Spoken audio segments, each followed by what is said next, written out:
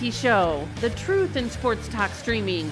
When you want unbiased opinions about your favorite team without the spin, all you have to do is find the Monty Show, streaming live and available 24 hours a day, 7 days a week on YouTube.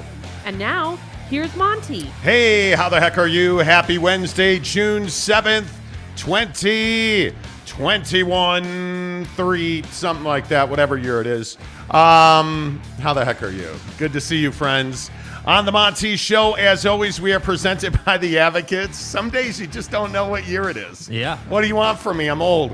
The Advocates, theadvocates.com, the best injury attorneys in the business. You know, folks, a lot of people out on their bicycles on the weekends, at nights, in the mornings, getting that exercise in. Please be careful. The Advocates remind you, if somebody hits you while you're riding your bike, if you're in an accident that is not your fault, you deserve somebody who will fight for you, somebody that's going to get you everything you deserve. That's the Advocates, Utah, advocates.com. Make sure you tell them you heard about it on the Monty Show. And don't forget, you never pay unless and until the Advocates win your case. There are no consultation fees. There are no retainers. Chat with an attorney live online 24/7 at theadvocates.com. Oh boy, the Pac-12 consternation today. It's amazing to me.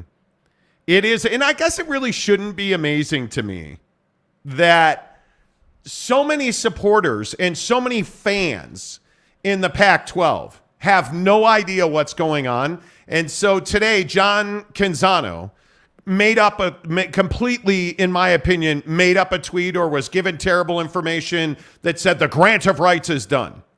The grant of rights is not done. It's not done in any way, shape, or form. It is not close to being done. They have not seen, as we have reported for months now, they do not know what the number is. They do not know who that number is going to come from. Like we've told you, hey, $25 million or more, they keep the conference together. $25 million or more, they're in. $24.99 million or less, you're going to lose half the conference. So today, when we told you on Twitter that, hey, the grant of rights is not done. The grant of rights is not done in any way, shape, or form. So idiots like Dustin Tate on Twitter who want to say, you know, that you don't know what you're talking about, that, you know, I'm a Big 12 fanboy. Well, what are you in telling me, and this is the problem with Twitter now. You get idiots like this who have no idea what's happening and being like, oh, okay, so now, by the way, I would remind you, what's happening is we tweeted, go find me at the Monty Show, told you the grant of rights is not done. The grant of rights is not done. It is not nearly done. And I tweeted when Ray Anderson did that interview all those months ago. Right.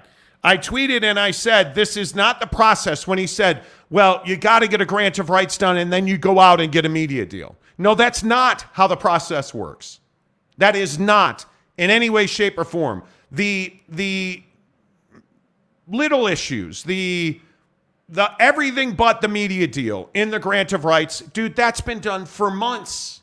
We've told you that on this show. Yet you get idiots like this Tate fool going off and saying, oh my God, it's done, you're a liar, you don't know what you're talking about. Okay, well, apparently then somebody forgot to tell President Robbins at Arizona, right? A guy that you would think, hey, if there was a grant of rights done, I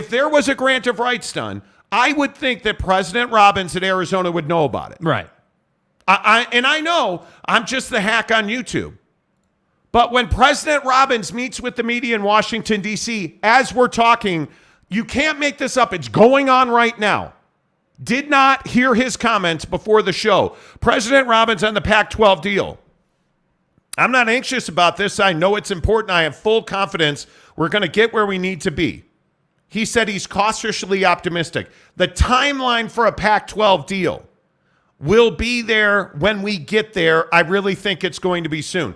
Oh, so you're saying then that the grant of rights is not done? That's what you're saying then, right? Because the Pac-12, I mean, if they had a media deal and a grant of rights deal was done, right? Like you know. Yeah.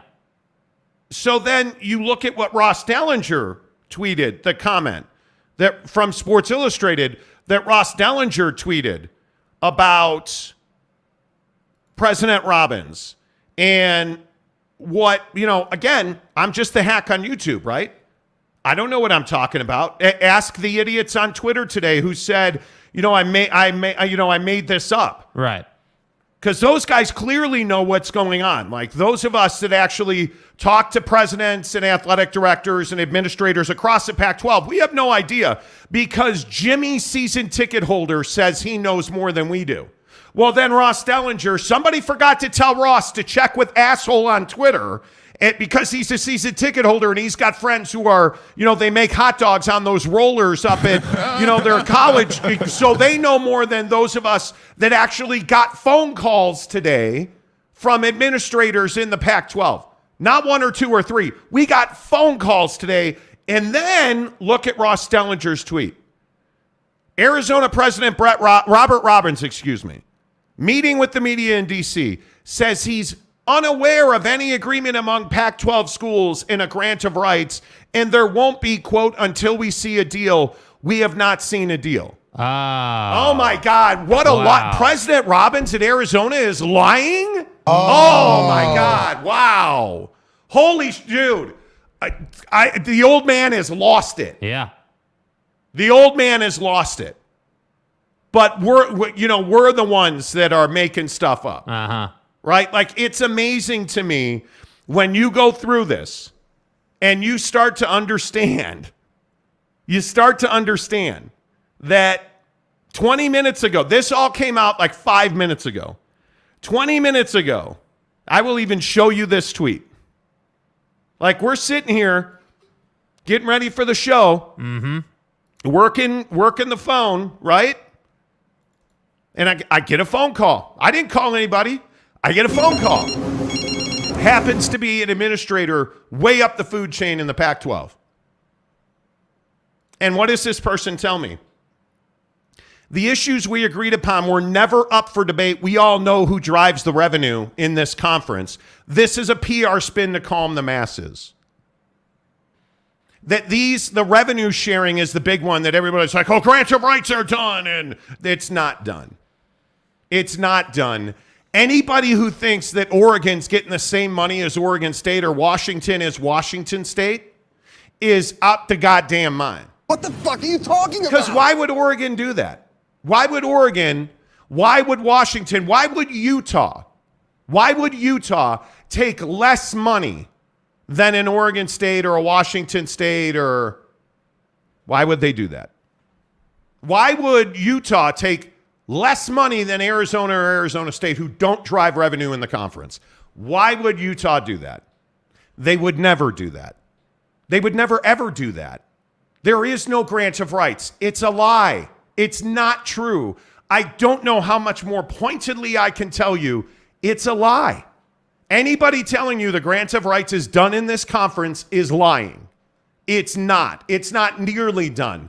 All this other stuff, and you can sit here, John Canzano, who gets paid by the Pac-12 to be a mouthpiece. You can believe those guys until you're blue in the face.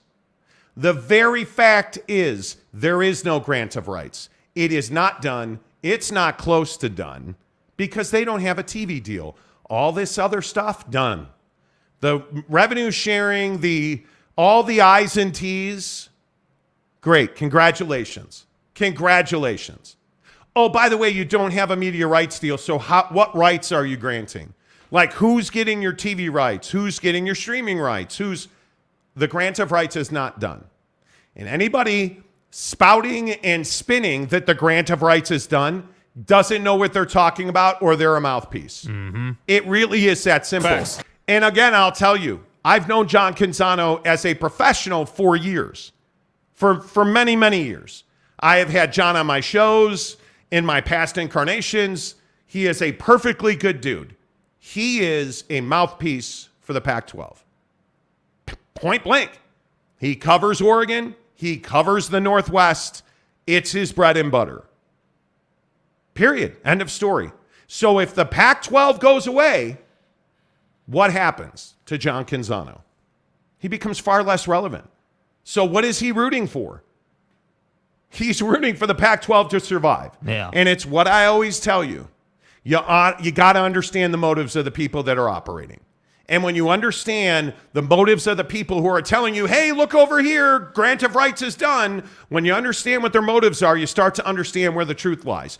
Are people today calling John Canzano to say, hey, here's what's going on? They're not. And you know why? Because they don't trust the Pac-12. They don't trust the Pac-12 media people who are just out running out the company line. Hey, because the way this works is, hey, can you go ahead and, I don't know, can you tell people the grant of rights is done?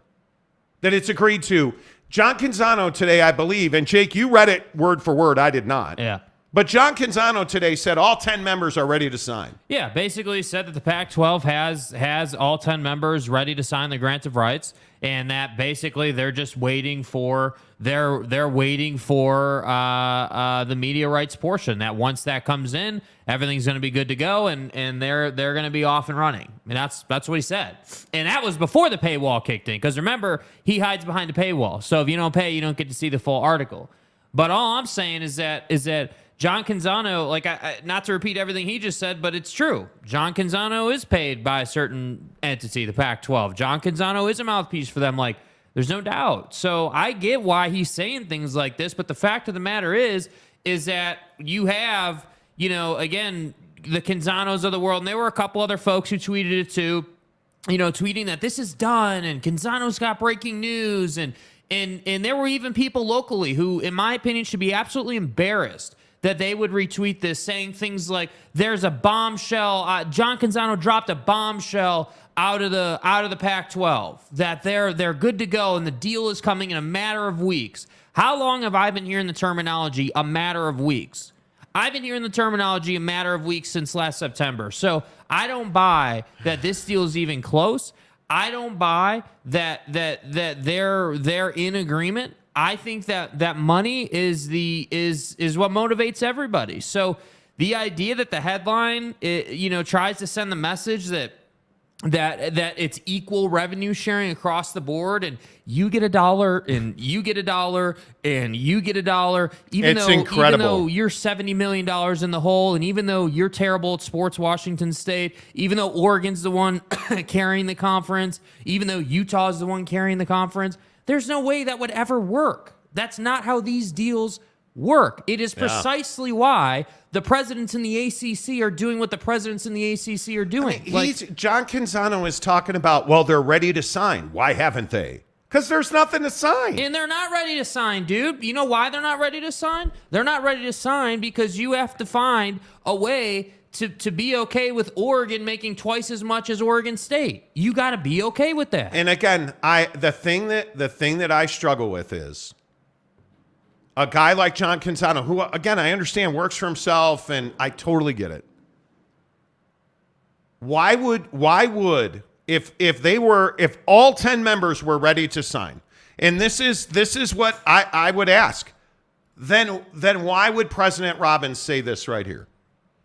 He is unaware of any agreement among Pac-12 schools in a grant of rights, and there won't be unless we see a deal. We have not seen a deal. But yet, all 10 members are ready to sign. All 10 members are ready to sign. So what is it? And it's the problem with the Pac-12 media mouthpieces. They desperately need the Pac-12 to survive. Yep. I'm not invested in the Pac-12 or the Big 12 or the SEC or the ACC. Whatever happens, happens. We're going to react to that. But what I'm telling you is there is no grant of rights. There is no deal in place. They're not close to a grant of rights. And whatever this was today, I know for sure what it wasn't. And it wasn't a grant of rights. And it wasn't the truth. It is remarkable to me that we are going through this. And you see, like Pete Thamel, I think arguably the most respected college football journalist. And I didn't say writer, I said journalist. Saying Arizona President Bobby Robbins on the Pac-12 deal, I'm not anxious about it.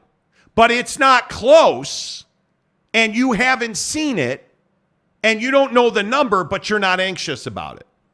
That's what's amazing to me. So what does that mean, though? Because I think that's really that he didn't say that by accident, right? Well, what that means is if something is, if you don't know a piece of information, so if you don't know how much a TV deal is going to come in for, but at the same time, you're not anxious about that deal coming in and the ramifications of that number, what does that say? Well, that says that you're prepared for the deal to never come in. That means that you're prepared for if the deal comes in, but it's way below what you need it to be, that you have a backup plan. What have we been talking about on the Shogun for months now? That Arizona is prepared, that Arizona likes the opportunity that the Big 12 provides. So again, this is nothing new. This isn't like, this is not breaking news. This is not shocking. This is not some bomb out of the Pac-12. This is not some amazing piece of reporting. This is simply the Pac-12 at the conference level trying to damage control in the media. And who would have thought that multiple reporters took it hook, line, and sinker? Multiple. It's amazing. And I have to say, I'm done saying things like John Canzano should be embarrassed by what he did today, because ultimately, you're right. He's invested in the Pac-12 surviving, so it makes perfect sense. I get it. I don't agree with reporting something like that because I think it's totally irresponsible, but ultimately, that's his job. So I guess at the end of the day, the point is that you can't just see one report and be like, oh man, the deal's done. Deal's done, we're good to go. No, that's not how the thing works. And they are nowhere. Yesterday is the same as today. They're not in a different place today as they were yesterday. It literally is, they are in the same position that they were in. And frankly, they're, for us on this show, at least for me, like I get burned out on this stuff. I get burned out on, hey, someone's going to tweet one thing and all of a sudden everyone's going to react to it. And everyone's going to say, oh my God, the deal's done. And then, I don't know, June 7th turns into July 1st. And what do you know? Deal's not done. Presidents are all on vacation like we've been telling you they're going to be. Well, look at this. Look at this from Pete Thamel today, talking to President Robbins. President Robbins on ties between Arizona and Arizona State in realignment. And real quick, I want to remind you, what did we report on this show? That the Arizona Board of Regents have told people, sources, that Arizona will not be prevented from leaving and leaving without Arizona State. But their overwhelming preference is to keep Arizona State and Arizona in lockstep in business, and that includes athletics, and that the two operate very close with each other, and that it would be very difficult not to penalize financially or otherwise Arizona for separating from Arizona State. Yeah. So here's Pete Thamel. President Robbins on ties between Arizona and Arizona State in realignment. Quote, we don't have to do the same thing, but President Crow and I are very, very tight. I think it'd be unlikely that we'd split up. Right now, with 10 schools, we control a very nice 20% of solidarity. So wait, let me get this right. Now, I could be wrong. Careful. I don't do fucking math for a living, but I could be wrong. I believe what he just said there is we have 20% solidarity, which means Arizona State and Arizona together, when they're in lockstep in business, are very strong. And that his preference, and I don't know, tell me if I'm reading too much into it, it's very clear to me his preference is they stay together. Because with 10 schools, we control a nice 20% of the solidarity. Oh.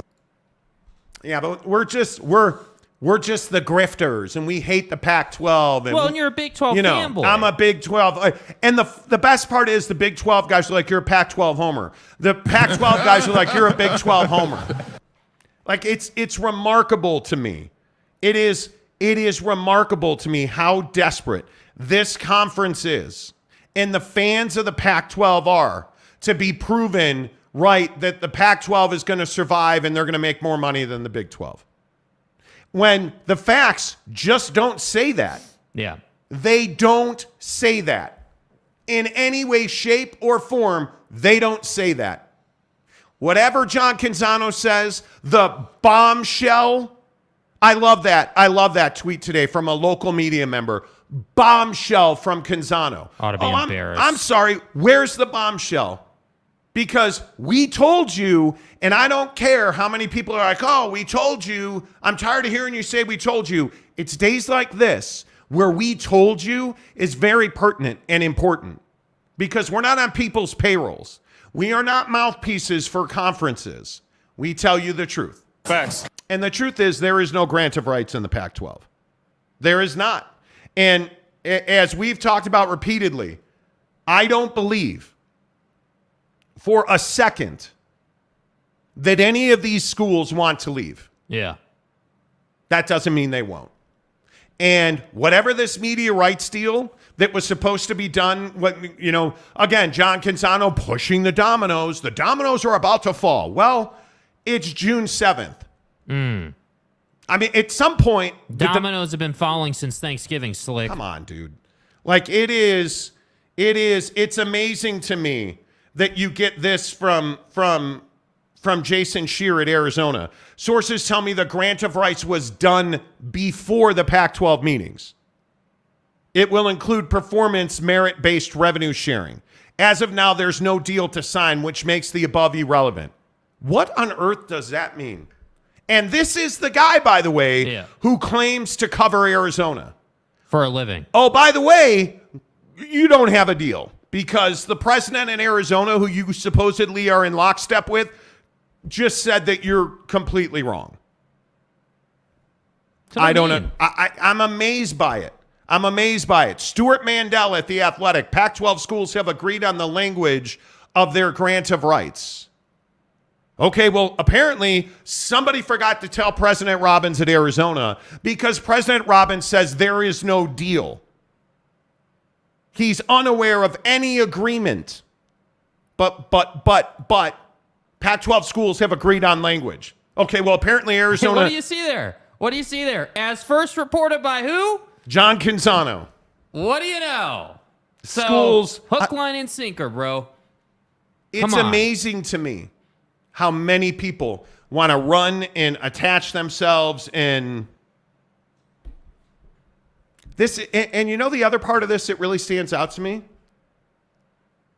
It makes me believe that there's a better than average chance that they don't break this conference up. Go back to Pete Thamel's Twitter account. What did Buddy just say? Bobby Robbins. Quote, my prediction is that we're all going to stay together as a Pac-12.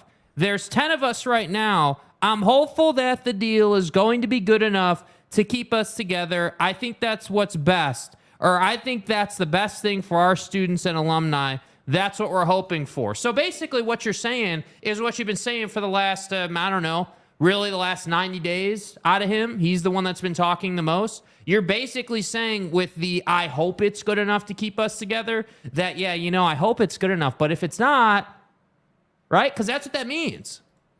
Yeah, this is... Come on, dude. I just can't... I'm so sick of this story. I just being totally honest with you, I'm so sick and tired of this story. Because this is what it does. I think that it's best for all of our students and alumni. That's what we're hoping for. Well, you control it, my man.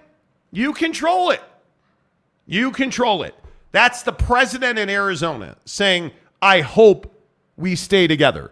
I'm seeing hope, the word hope and hopeful, and I'm seeing that word a lot in this tweet out of President Robbins. I'm hopeful the deal is good enough for us to stay together. Well, unfortunately, hoping for things doesn't make things happen. I could have hoped that, individuals like Jay Monahan wouldn't betray their country. I could hope that the Pac-12 would run their business a little bit better. That's awesome. Could hope that, Zion Williamson didn't have a side chick, but he did. Right? Hope doesn't do anything. You can sit here and say, I hope that I have $1 million. I hope that I have 500,000 subs on YouTube. But that doesn't mean we're going to have 500,000 subs on YouTube, and that's what I get tired of. Right? Yeah, it just is endless. And President Robbins also apparently said a few moments ago, would you be interested in moving conferences? Quote, depends on what our financial deal is. I mean, how many more ways does dude have to say it? Bro, what? I wish he would just insert in there. Well, as the Monty Show's been reporting, comma, it depends on what our financial deal is. If it's 25 or more, everyone's staying on the Pac-12 bus. If it's 24.99 or less, everybody's leaving. At least half are leaving. I think it's a little more than that, but at least half. This is incredible. And you guys can be upset and it can piss you off. But I will again just continue to tell you, when you want the facts and you want to know what's actually happening, welcome to the Monty Show. Because I mean, this is a president in the Pac-12. President Robert Robbins at Arizona. I don't know if he watches our show or what the hell is going on. He's quoting us now. Do you guys understand? He is quoting us directly now. Hey, I just said 10 minutes or 26 minutes ago, if it's 25 million or more, the conference stays together. If it's 24.99 or less, they're going to lose half the conference. So what did President Robbins say? Would you be willing to, hey, Bobby, would you be interested in moving conferences? I don't know. It depends on what our financial deal is. Pack your shit. Let's go. Come on, let's go, Schlep Rock. Woosah. it's incredible. I cannot wait for this story to come to a head. And my guess is, since Bobby Robbins is guessing, I guess I can guess too. Well, he's being hopeful. Thank you. He's being hopeful. My guess is the large majority of these schools stay together. Because this firestorm today was all based on a half-truth and spin. And I just don't know how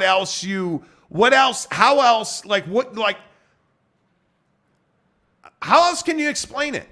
John Canzano is the reason that this is all being talked about today, because he reported the grant of rights is done. The agreement is in place. All 10 members are ready to sign it. Why haven't they? What's the holdup? What's the holdup?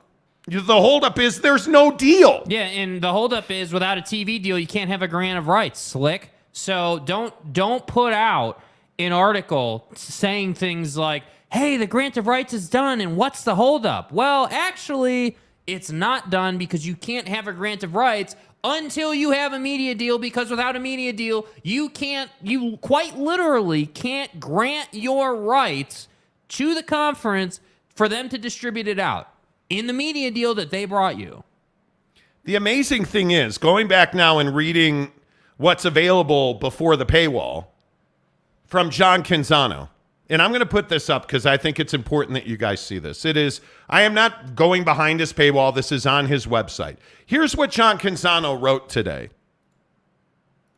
And you tell me, you call us a grifter. You tell us we're the hacks on YouTube, right? Yeah. This morning, John Canzano wrote, the remaining Pac-12 conference members have finalized the term of their grant of rights, sources tell me. Congratulations, but that's bullshit. That contract includes a variety. Oh, so now they have a contract. Which, by the way, the word contract, if you're unfamiliar with what that means, you need to look that up, because in this situation, that's a powerful word. It's a very powerful word, because what's a contract? You have something of value that is agreed upon between party A and party B. A written or spoken agreement, especially one concerning employment, sales, or tenancy, that is intended to be enforceable by law, right? So just like he said, hey, I've got something that I'm going to give to you. He's got something that he's going to give to me, and we're going to put a contract together to bring it all together. So, hey, what Canzano is saying here is they've got a grant of rights done, and what's the holdup? They've got a contract ready to go. He writes, the contract includes a variety of elements that all 10 schools need to agree on, and it appears that they have. It appears they have. Well, again, I know John Canzano, he's the main source on everything that's true. But again, I would just point you to President Robbins in Arizona, who says he's unaware of any agreement among Pac-12 schools in the grant of rights. But John Canzano, who also writes, among other items, a grant of rights includes, so again, you're saying there's a grant of rights, What sponsorships are Pac-12 centralized versus left for individual campuses to sell? Now, call me crazy. What have we said on this show?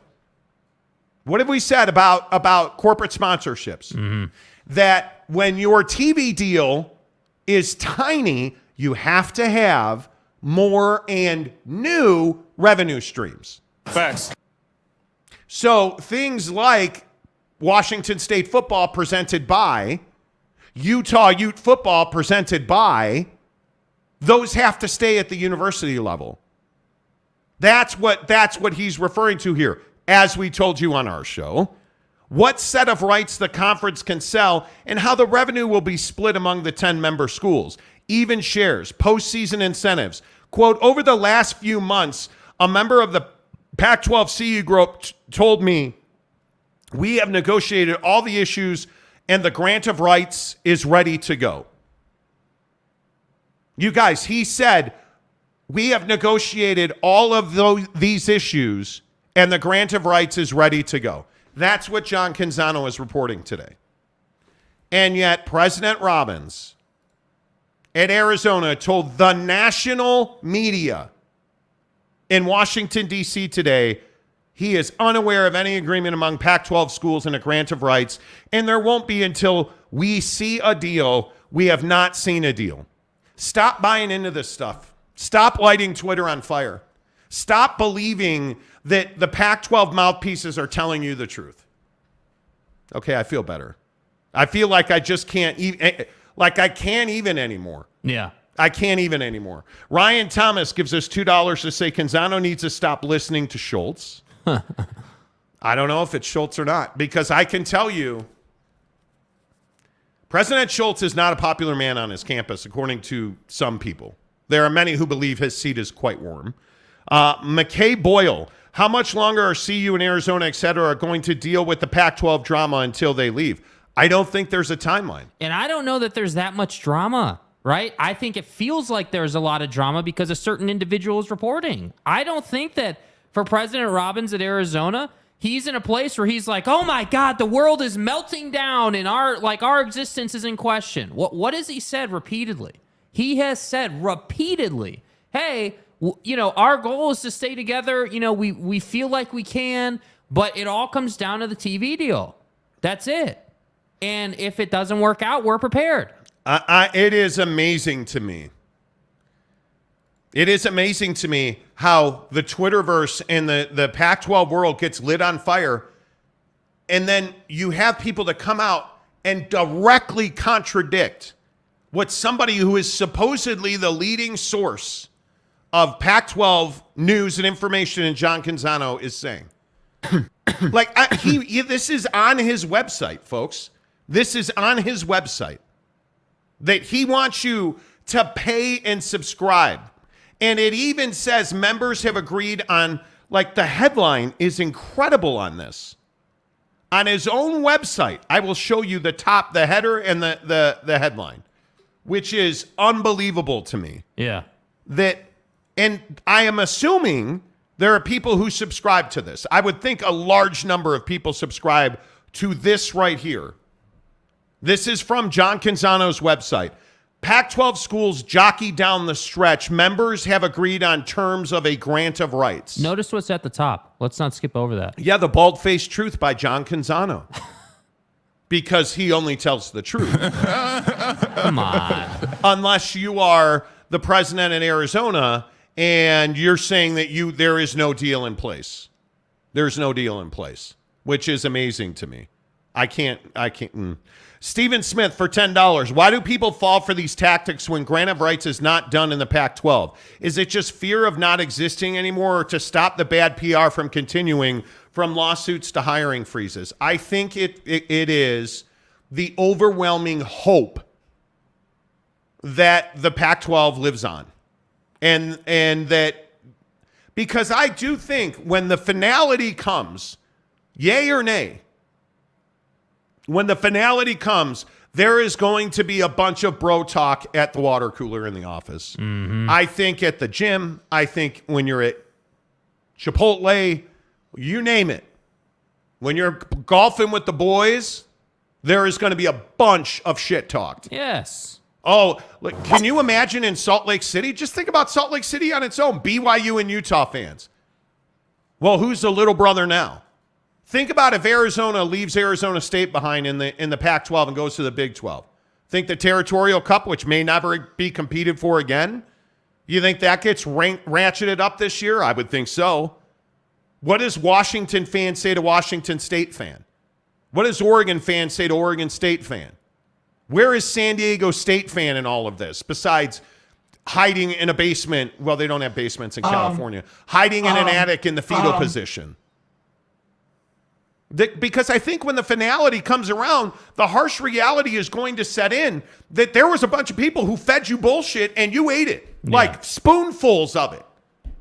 Because you are desperate for one outcome or the other. Which is why I tell you every day on this show, we're not desperate for an outcome. We are simply going to report the facts, and we're going to tell you what our sources are telling us. And I can tell you point blank today that there is not a grant of rights. Yeah. There is not. Hero 75, the schools of the PAC are ready to sign a grant of rights if they get a media money deal they require. The problem is that seems impossible currently. I don't even believe that that is incorrect. I think you're probably right. But that's just not what we're hearing. That's not what we're hearing. It is the funny part about a grant of rights is it really is it's an agreement that's financial in nature. Here's what we're going to pay you. Here's what you're going to make from TV. Here's what you're going to make from the revenue share. And here's, like the overall percentage. Here's what the other schools in the conference are going to get. That's what it is. And I can even tell you the structure in the Pac-12 is you have the commissioner, you have 3 presidents that include, by the way, Kirk Schultz at Washington State, President Cosse at Washington. Like 3 presidents sit on the board and they all filter down to their different groups. Yeah. And not one of them knows if they have a grant of rights or not because the media rights deal is blank. Yeah, and I don't know how you could how it's responsible reporting to come out and say something like, "Hey, yeah, they're all ready to sign the grant of rights. They're just waiting for the media deal." Do you understand just how impactful the media deal is? Because if the media deal comes in at $20 million and the low man on the totem pole, let's use Washington State just as an example. If someone said to Washington State, "Hey, yeah, because the deal's only $20 million, you guys are getting like, I don't know, $8 million a year," right? Because you're the low man on the totem pole and, you don't make any revenue for the conference and, you're kind of in a tough spot right now. And Oregon's going to get a huge chunk and Utah's going to get a huge chunk. You're really telling me that someone would sign on to that deal? So I disagree with the assertion that they're all ready to sign the grants of rights. There may be certain parts of it that everybody's kind of agreed on, but you can't sit here and say that all of a sudden you're ready to go. Like saying, "Hey, it's ready to go for the media deal." As if it's like, "All right, cool. Everyone's docu-signed and we're ready." And all George has got to do is walk down the yellow brick road of incompetence and give us our TV deal. That's not where we are right now. Where we are is, hey, certain portions of what could be a deliverable grant of rights may be agreed upon. And depending on if it's 20 mil or 30 mil or 25 mil, that's going to determine how incentivized people are to agree. And I don't know why we're so, hurried to get ahead of this thing. I don't get it. Yeah, I don't see any point to, I just don't see any point to trying to be first. Stop trying to be first. Let's try to be right for once. Like it drives me crazy that people are like, "Oh, I have to be first." You don't have to be first. Who cares who's first? Why not be accurate instead of trying to be like the almighty and trying to be first? And I don't understand the need for that. I don't understand the need for that. Yeah. And today when you have a Pac-12 and media mouthpiece reporting that a Pac-12 grant of rights is agreed upon, and less than 6 hours after that happens, a university president says, "Yeah, no, we don't have an agreement, and we won't." Because it's garbage. Nope, I'm unaware of that. Like I don't know. Maybe John Canzano's happy with that. And I don't believe that John Canzano's a liar or makes things up. I just don't see that. I don't believe he would do that. The only thing I can think is that he is being asked to or being fed bad information. Like that, and the difference is, I think he probably believes one source is fine. It's not fine. It's not fine. If we reported everything that one singular person told us, we actually would be the hacks on YouTube. Yeah, but we don't. We double and triple confirm stuff. We work hard to have, it makes me crazy, man. Yeah.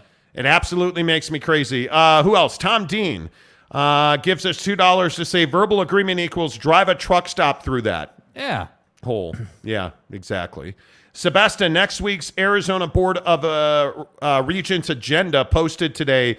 UA ran a $17 million athletic deficit last year. That would not be surprising to me. I've not seen that agenda.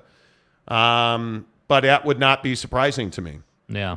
At all. Bryce Martin says, unless President Robbins is lying. But why would President Robbins stand in front of a massive group of media members in Washington, D.C. this afternoon and make something up or lie about it? What is the win for him on that? Yeah, and especially after he's been on brand with this. He's been on message for how long about, hey, we want to stay together, but, it depends on the media deal, and it just is what it is. He's been saying that forever. Yeah, I don't understand. What would President Robbins gain by just, and I want to make sure it's your wording, not mine, unless President Robbins is lying. Why would he be lying? What would he gain from that? Yeah. It would only erode his relationship with the rest of his presidents, which are very important to them. Certainly, he espoused about, in this close relationship he has with President Crow at Arizona State. You don't think if there was a grant of rights in place and he had agreed to sign it, and then he stood in front of the media and said, "There's no agreement in place," and he stood in front of the media and said, "Would you be interested in moving conferences?" Well, that depends on what our financial deal is. If he was lying, you don't think that he would probably be out of a job? Yeah, and by the way, I think it's a perfectly logical answer. It makes perfect sense. Hey, it does make perfect sense. He's not in any kind of position to say yes or no because he has no idea, and I think he's being honest. I don't know why he would. I really don't. And listen, I know that people have employment situations, which is why a lot of people go to trydaytrading.com/Monty, and they understand that day trading is a prolific way to make hundreds of thousands of dollars a year. If I said to you today, hey, did you make $1,000 at work today? If your answer is no, you should go to trydaytrading.com/Monty. Hey, did you make hundreds of dollars today? No, you didn't? trydaytrading.com/Monty. Because see, here's the thing. Tri-Day Trading is the country's, and really North America, no matter where you are. I know we have listeners in Canada, United States, Mexico. No matter where you are in North America, trydaytrading.com is the answer you've been looking for. If you woke up today and you hate your boss, if you woke up today and you're still pissed that your company made you return to office, trydaytrading.com. They have a $10 30-day membership that's a charitable donation. And at the end of that 30 days, if you're unhappy with it, you don't have to continue. But here's the overwhelming thing, and I think we've seen it repeated time after time on this show with our listeners. Yes. The people who go and do the 30-day membership almost always sign up because you see that you're going to make thousands of dollars. Full-time day traders that have gone through the Tri-Day trading system make thousands of dollars a day. Yes. Repeated. There's examples, testimonies, and it's not evidence. Magic. They have a whole program that you learn from. And you get professional coaching, not just while you're in their program, but you get ongoing support as long as you want it. And when you're ready to start making trades, you trade trydaytrading.com's money, not your own. And when you profit with trydaytrading.com's money, you keep up to 80% of it. It's a no-brainer. You literally have nothing to lose. Go to trydaytrading.com/Monty. Sign up today. Make sure you tell them you heard about it on the Monty Show. If you're just tuning in, because I see a lot of people just tuning in, I think this Pac-12 grant of rights story that lit the internet on fire today and is completely bogus. It is completely bogus.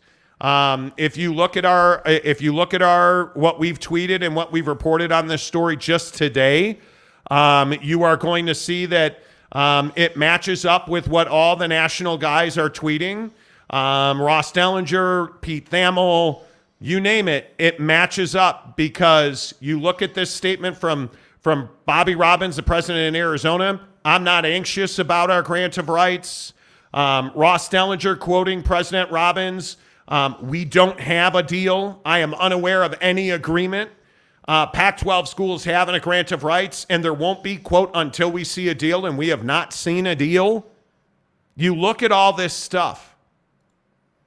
And then you look at what we've reported, and we've told you, a grant of rights is not a complicated process. The revenue shares, the in-house inventory and what the universities get to keep and sell versus what the conference gets to keep and sell. This has all been, that's easy. That is a rubber stamp. Yeah. Pretty much. That's a rubber stamp. You cannot, however, have a grant of rights without a media deal. And those grant of rights, and this is the issue that you can't get away from, those grant of rights should be in place long before you get your media deal. So that you plug in that media deal, and this is what is so odd about the Pac-12. Usually when you get a media deal, you just plug that media deal into your grant of rights, everybody signs off, you go about your business. The issue is the Pac-12 can't get a media deal and has not been able to bring in a deal that would keep its members from bolting to another conference, mainly the Big 12. So now what you have is you have certain tenets of your grant of rights that have been agreed to for months. It's not a contentious process until you get to the media deal, where your TV is, where your national radio is, where your online streaming is, where your highlight packages are going. That's what's contentious. That's what they don't have. So breaking news, as we've reported for weeks and months, they don't have a grant of rights. There is not a grant of rights in place. They do not have 10 members, as John Canzano reported today, ready to sign. None of that is in fact the case. As we have told you, the contention in the Pac-12 is how much is our media deal and who is our main distribution partner. Because one of the other biggest problems in this conference is there's half of this conference who does not believe that all streaming is the way to go with their biggest events. And I think if this deal, according to our sources and what we've heard, $25 million is believed to be the number that will keep the entire conference together. And from what our sources in the TV industry have repeatedly told us, the Pac-12's not been able to surpass $19 million a year, which is what we reported in, I think January was the first time we reported that. And now into the spring, and now that we're approaching summer officially, all the national media is reporting that. So you don't have a grant of rights. And I don't think, frankly, if I'm just being honest, I don't believe you're close to a grant of rights. Yeah. So you can get your tail feather up and you can be upset, but the bottom line is I think it is going to be very difficult for the Pac-12 to survive because of media people acting unprofessionally and getting people into a lather and we're close. And then a month later, you still don't have a deal. And that process has been going on for like 8 months now. And then on a Wednesday afternoon in June, hey, a grant of rights is done. And then you have a president in President Robbins at Arizona telling the entire media body no grant of rights is done. Period. And I don't know how you fix it. I really don't know how you fix it. Yeah. It's just one of those things that you're just not going to be able to fix. Mm-hmm. I really don't know. And when you have like the conflicts that are ongoing, like you hear guys, again, with all due respect to guys like Jason Shear in Arizona, hey, a grant of rights is done. The president in Arizona comes out and says, no, it's not. I don't know how you explain that. Yeah. I don't know how you fix that because everybody's lurching and trying to be right, and you're not. Just wait for it to happen. Wait for it to happen. Triple confirm what people are telling you. That's the only way you win in these situations. Triple confirm what you are being told. Yeah. Because all I can tell you is go check our Twitter, go watch our show. I don't believe in, if we've been wrong, even inaccurate, point to me in this Pac-12 situation how we have been wrong or inaccurate. Yeah. Because we have not been. I'm just not here for it. And it's a prime Twitter tough guy story too, which I think doesn't help. It is a very prime Twitter tough guy story. You have, and everybody, like Canzano, Shear, like all these guys, again, who, what happens is, and I've seen this for years. This isn't anything new, but you get the guy who writes for, Go Arizona or whatever he writes for. And because you're part of a media entity or whatever, an outlet, you think that makes you better. And I think the problem is in situations like this, you make mistakes and all of a sudden, like, it starts to kind of question your ability. And so I don't even care. Like, I'm not even trying to make it personal. I just think it's funny that all these guys reported on this and then President Robbins comes out and says something different. That's what I think is funny. Like, I don't have to care. Like, I love when we get phone calls from people who are a little upset and they're like, hey, I'm going to call your boss, or I'm going to do this, or I'm going to do that. And it's like, hey, man, like, that's kind of the beauty of what we do. Like, I don't have to care. I don't report to a boss. I don't need to run my stuff by anybody. And by the way, it's all on YouTube. So for the people who are haters, go listen. Please hate on our show. Go listen. Go pick it apart. Love it. I love it. Hall of Fame media. Monty is telling people about being accurate and triple checking. Well, tell me how we've been inaccurate. By the way, good to have you back. Oh, has he been here before? Oh yeah, this guy is not new. Yeah, yeah. It's okay. Welcome back to the show, man. CT, actions speak louder than words. No action on a TV deal, no deal, no conference for much longer if this continues. Thank you for an awesome show. Appreciate you. That's my biggest concern is that when you get stuff like this, and look, it's John Canzano is probably the best example of this. A guy like John Canzano reporting that a grant of rights is done. The problem with that is he's respected. People read him. People listen to his radio show. And so when he gets quite literally smacked in the face by a president saying that's 100% not in fact the case, that's rough. And again, guys like Jason Shear in Arizona, who I keep pointing to him because we dealt with him on the Arizona basketball scandal, and he was completely just impossible. Like guys like President Robbins, again, I would just point out, have no gain by lying. They have no gain. Like, it's amazing. And I think what guys and I think Jason Shear writes for 247. I could be wrong. I have no idea. What those guys don't understand is when you work at the level that we work at, like, people call us. People call us. We had lawyers and lawyers directly involved in that case. We had people in the Arizona athletic department calling us saying, hey, you guys are exactly, you're doing a good job. I know you're calling. I'm going to talk to you offline. Here's what, hey, fire away. Ask your questions. What do you need to know? Like, they call us. They call us. 3, 4, 5 phone calls. Hey, this is not true. Hey, here's what's actually happening from different parts of the Pac-12 today. And what are they all saying? The exact same thing. We don't have a grant of rights. Don't know where that's from.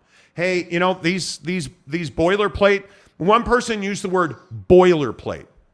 The things that you agree to, these boilerplate issues, they haven't been in question for months. We all know who drives the revenue in the conference. So these people don't hate each other. I think there's this belief that conference presidents in the Pac-12 hate each other. Could not be further from the truth. They don't hate each other. They're not. There has been tension. There is no question about that. I can tell you we've heard that repeatedly. There has been tension. But what did we tell you about Taylor Randall, the president at Utah? He has been a calming force in the conference. Mm-hmm. He has actually tried very hard to be a diplomat, to keep people patient, to say, hey, we gave George Kliavkoff a job. We gave him a task. Let's have him go and execute that task. And when the time comes, we'll all make decisions. But what have they also done, according to our sources? Talk to the Big 12. What's Arizona done? Talk to the Big 12. What's ASU done? Talk to the Big 12. What's Oregon done? What's Washington done? Talk to the Big 10.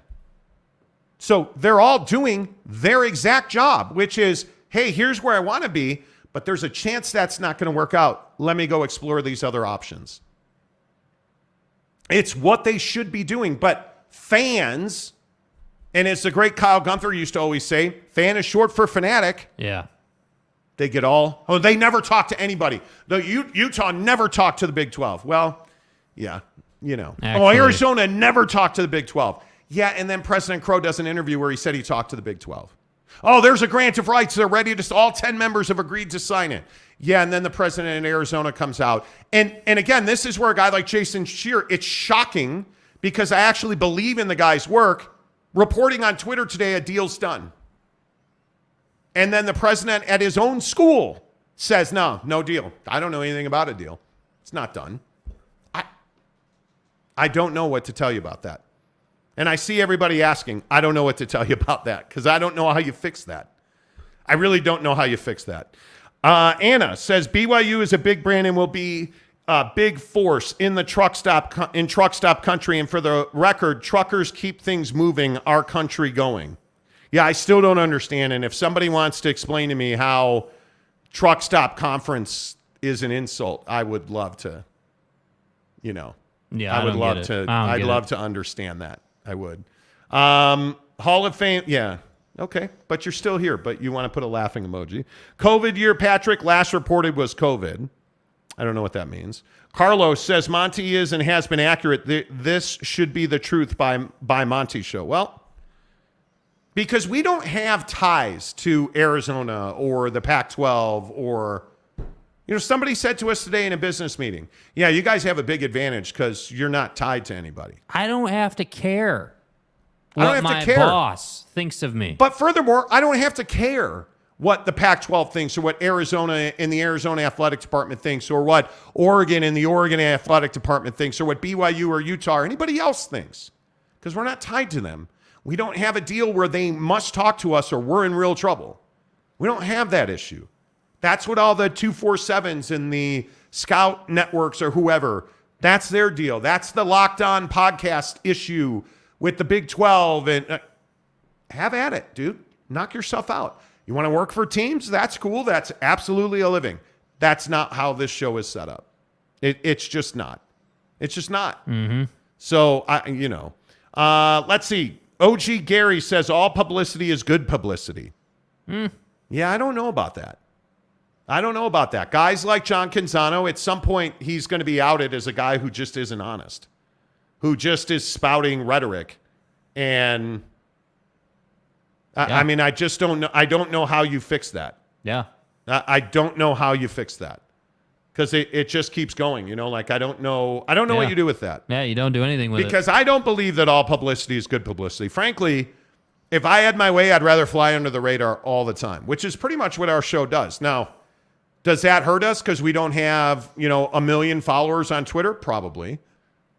But I'd rather not have 1 million followers and constantly be at somebody's behest or constantly having to spin stuff for somebody so the messaging calms down the masses. So that the optics are good, Yeah, exactly. I'd rather just not do that. Kliavkov's burner phone. Let's be honest. After this year, Kyle Whittingham will retire and so will the conference. I don't think Kyle Whittingham's retiring in the next 3 years. Yeah. I think he's at the top of his game. San Diego State Aztec says, Jake, quote, I am the law. Yeah. Yep. He pretty much is. So, let's see. John Teal says maybe he means done deal. The PAC is dead. Yeah, I don't know. It is. Do you guys understand how shocking it is for somebody at John Canzano's level to get smacked the way he got smacked today? Like that's to write to, and hey, maybe I'm making too much out of it, right? Maybe, I don't know. Maybe I'm making too much out of it. To write this as your headline on your website that people pay you for. Pac-12 schools jockey down the stretch, quote, members have agreed on terms in grant of rights. Okay. And you guys, again, you tell me, is there any way other to spin that than to say the grant of rights has been agreed to? Members have agreed on terms in the grant of rights. And then to say, hey, here's the president in Arizona meeting with the national media, says President Robbins says he's unaware of any agreement among Pac-12 schools in a grant of rights. Like, how do you survive that? If your job is to write credible content and you write, hey, and this is not the first time. Let's not forget that John Canzano has repeatedly said, hey, it's a week away. Hey, it's going to happen at this date. The dominoes are about to fall. Never forget, he put on George Kliavkoff on the Wilner Canzano podcast and, let George Kliavkoff essentially run a rototiller over UCLA in, again, what turned out not to be accurate. Back of the envelope calculation. Not to be true. At some point, you would think there would be a loss of something there. Well, but there's not. And I would love to understand that.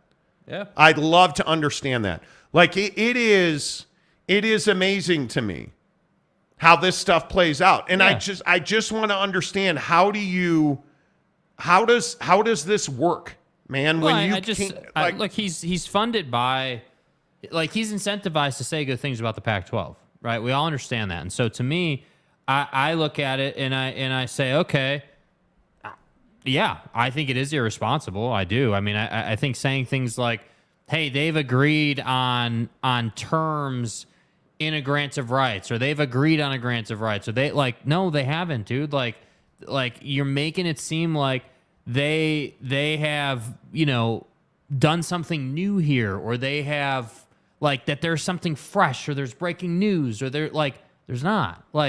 There's nothing. And that's the funny thing to me about today. There's nothing new here today. Nothing. Nothing. There's nothing new.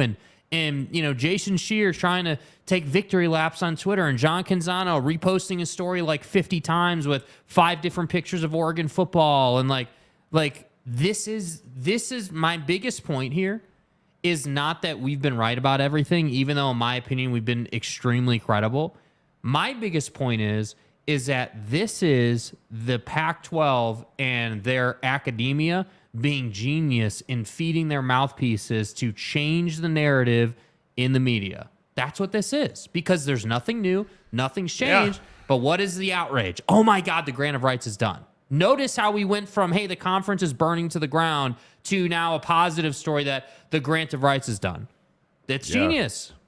Yeah, I don't know, man. I think it's, and the worst part and the unspoken truth about all this is the Pac-12 is losing because of this. Mm-hmm. It's probably a remarkable statement that in 2023, the Twitterverse and the rumor mill is killing the Pac-12, literally killing them, suffocating the Pac-12, applying exponentially more pressure to the Pac-12. Exponentially more pressure. I don't even know that you can measure the amount of pressure that media spin and mouthpieces in the Twitterverse has heaped on top of George Kliavkoff and his folks trying to get a TV deal done. Because I think it's massive. Yeah. I think it's absolutely massive. You have a grouping of schools that is incredibly valuable, but you can't get a media rights deal. Yeah. And a lot of the negativity is the right word I guess I'm reaching for here, but a lot of the negativity is just simply not necessary. Yeah. And I think early on, George Kliavkoff was responsible for that. Talking way too much to far too many people. But now you took the leash off the dog. Now you're really going to try and muzzle that dog? You're not going to be able to do that. No. You're not. It's that's all over with now. And so now what the Pac-12 has done is essentially said, George, you're not doing the media. And now you have presidents. You have the president of Arizona today, slapping dudes in the face. Quite literally coming out and slapping dudes in the face. It's incredible. Yeah. Hall of Fame media. Let's see how much more of an ass he can make of himself. This coming from the same people saying academic funding mattered in media rights. Never said that. Never said that, Not dude. one time did we ever say that. Nope. Never said. See, this is the problem. When you have guys who are vested, and I've never heard of you, and if you've been here before, I appreciate you coming back and commenting. You're really helping drive the show. Thank you. The idea that we have ever said and let me make sure I get it right, coming from the same people saying the academic funding mattered in media rights. There is not a media rights company on this planet who cares how much your endowment is, who cares how much you're making off of medical research. We have never, not one time, said that. So that's just not how it works. Yet you get a guy like this who's looking for run and publicity, who wants to go on and blatantly lie about it. Because we've never said that. Now, what we've said is, hey, the Pac-12 and their member institutions greatly value academics, and they greatly value their relationship with an educational institution like Stanford, right? Like they value those relationships, and they want to be associated with those schools. They will take $25 million a year for 5 years. And I know Hall of Fame math is rough, right? But if you do the math, 25 times 5, they're taking significantly less money at Washington. Yeah. Because Washington, depending on who you believe, our sources have told us Washington and Oregon, Stanford and Cal would walk into the Big Ten at $60 million and have to work their way up to getting full shares. So you're telling me that you could get $60 million from the Big Ten, but if the Pac-12 offered you $25 million, you would stay because the 10 of you together make billions and hundreds of billions if you look at the pot. Yeah. I said billions working together as a research institution group that are all pretty much, I think everybody of the 10 members is AAU left in the Pac-12. All 10 of them are AAU. Like, you look at the research money, look at Utah. Look at what they're doing with their medical school. Yes. And so you'd take $25 million to stay together because you make that much money in education and research. So, no, we never said that educational money is part of media rights. It's not. It has nothing to do with it. They are not connected. That's the problem is people like that feel like that they can say whatever they want because there truly are no repercussions. There's truly no repercussions for those. If you LV Seminole went in on, buddy. You just keep scrolling up, keep going up. If you're gonna troll, get better at it. You embarrass trolls like me. I mean, to say that, and it's true. Like, and then Jansen, Hall of Fame media. If you don't like the guys who run the show or the show at all, you can just turn it off. But it's fun to clown what you say, so maybe you should stay. Like, because, and look, Hall of Fame, I don't know who you are. I don't know what you do or what your agenda is. But, dude, you say things like that everybody who's here on a regular basis knows we've never said that. Yeah. Like, so it's not even tough to refute. Truck Stop Gumby says, smash the like button. Yes, my friends, that always helps the show grow. Please hit the like button. We always like to get to 300, 200, 300 likes. Lately, it's been 300. So we appreciate that. Big Daddy Magic says Monty is the truth in sports talk. Appreciate that. Patrick says, wow, 730 watching. Good stuff. Yeah, usually we're right around 700. We've kind of picked up some momentum through the summer. So yeah, channel's doing great. Thank you, Hall of Fame. How many times have you guys said those who talk don't know? Oh, it's incredible. Incredible. It's incredible. That's exactly right. It's ridiculous how some people crave attention to the point where they'll lie to get it. And I don't know. It would be hard for me to believe. It'd be hard for me to believe that a guy like John Canzano or Jason Shearer, they're not lying. I think they're getting bad information. I think a guy like Jason Shearer has no win in lying or being wrong, or the guy is a credible, hardworking Arizona member of the media. There would be no reason for him to risk all of that. Just to, like, why would he do that? Yeah. He would never do that. He is, no matter what, and I've never met Jason Shearer. I don't know him personally. But like during the Sean Miller scandal at Arizona, we just disagreed over the facts. The facts were there were wiretaps. The facts are people went to jail over that situation. The facts are we had those attorneys calling us. We had them then on the show breaking news. We had you guys, and it happens in almost every one of these stories. So like when this show in its early stages was built around the NBA and specifically Utah Jazz inside content. And we nailed it to the point where 6 weeks after we said it, Adrian Wojnarowski reported verbatim the words that we used. The team is going to be built around Donovan Mitchell, which at the end of the day it wasn't, but it's fine. Though we only know that because those guys call us. Yeah. Those guys call us. Which everyone thinks is just absolutely ridiculous. When Kalani Sitake was out interviewing, how do you think we knew that? How do you think we knew what was happening at BYU? Let's talk about it. I'm a good listener. Did anybody, because I haven't forgotten, and yes, I am a wholehearted keeper of receipts. We told you exclusively on our show when we have like 7 listeners, hey, Kalani Sitake told Washington, because they asked him, hey, if BYU offers you a new deal, would you rather be there or do you truly want to be the head coach at Washington? Kalani Sitake told them, oh no, BYU's my dream job. I'd rather stay at BYU. And then what did all of the Utah media report? Because Kalani told them. Like, how do we know that? They called us. Yeah.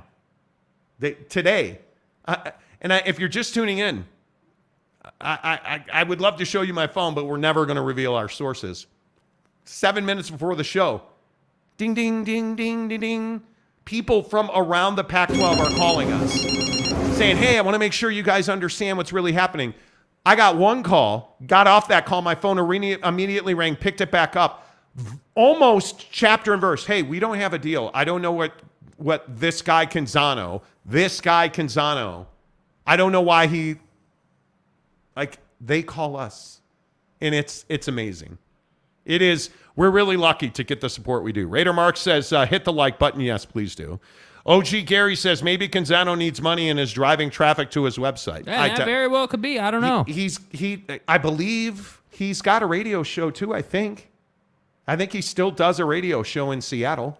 I could be wrong. Or in Portland, maybe. I don't know. No, he does a podcast. I have no idea. Yeah, he does with John Wilner. I would think that's not free. Andrew, Gonzaga also not great. If either starts not winning, it's a mistake to add. I think Gonzaga would be a phenomenal ad. Yeah. I do. I think they'd be a phenomenal ad. Kurt Peters, call Kit. Hall of Fame needs to ride back to his podcast. Yeah, it's cool. Hall of Fame commenting here really helps the show grow. So, it's fair. Did I read this one already? I feel like it's chemtrails, UFOs, and deployment water bottles. Oh, boy. No. No. Everyone knows the Pac-12 grant of rights is BS. It ain't real, y'all. Have a great show, fellas. Appreciate it. Derek Roche, why can't the Pac just say there won't be a deal soon? Because, again, I think it just gets ratcheted up. Well, and I don't think that's accurate. Over and over. Look, I don't think saying, hey, there's not going to be a deal is accurate. That's just not true. I think I agree. think they're trying to find a deal. That's the truth. Hey, it's taken them 10 months or whatever it's been now to find a deal. They're still in that process. And correct. That's the reality of the situation. So I don't have a need to come out and say, oh, man, the grant of rights is done. Because it's not done. Because they're still looking for a media deal. That's just as simple as it is. So, I love all the attention we get from Twitter Tough Guy and, Yeah. You count, like, great, cool, comment, try to troll us. Awesome. That really helps the show grow, man. Like, I just think this situation is very straightforward. You don't have a media deal. You don't have a grant of rights. It's really not that difficult to understand. Yeah, I think it's it's disappointing because the Pac-12 deserves better. Yeah, they do. The Pac-12, and I should say the members of the Pac-12 deserve better because you have a really quality group of universities that, man, I'm just telling you, they deserve better. Tom Dean says verbal agreement equals truck stop through that hole. Thank you. John Teal, Stanford, Cal, Oregon, and Washington need to run to the big. Maybe. I think the Big Ten would love to add those. They do. Tom Dean says John Canzano's source is a monkey. I think John Canzano, I think John Canzano has a great number of relationships. I just think I don't understand, how can you be this wrong? In all seriousness, how can you get it this wrong? That's your headline, and then you write that the contract includes a variety of elements that all 10 schools need to agree on, and it appears they have. So the headline in the tweet is like, hey, they've agreed on terms in their grant of rights, but then you get into the article, and what do we see? It appears they have. Not sources tell me they have, right? It appears they have. So again, I don't make it my business to make it personal with these guys. I judge them on the content that they put out because that's all this is. And I just don't think what he said here is accurate. Look at the bottom, the last line. Over the last few months, a member of the Pac-12 CEO group told me, we have negotiated all of these issues and the grant of rights is ready to go.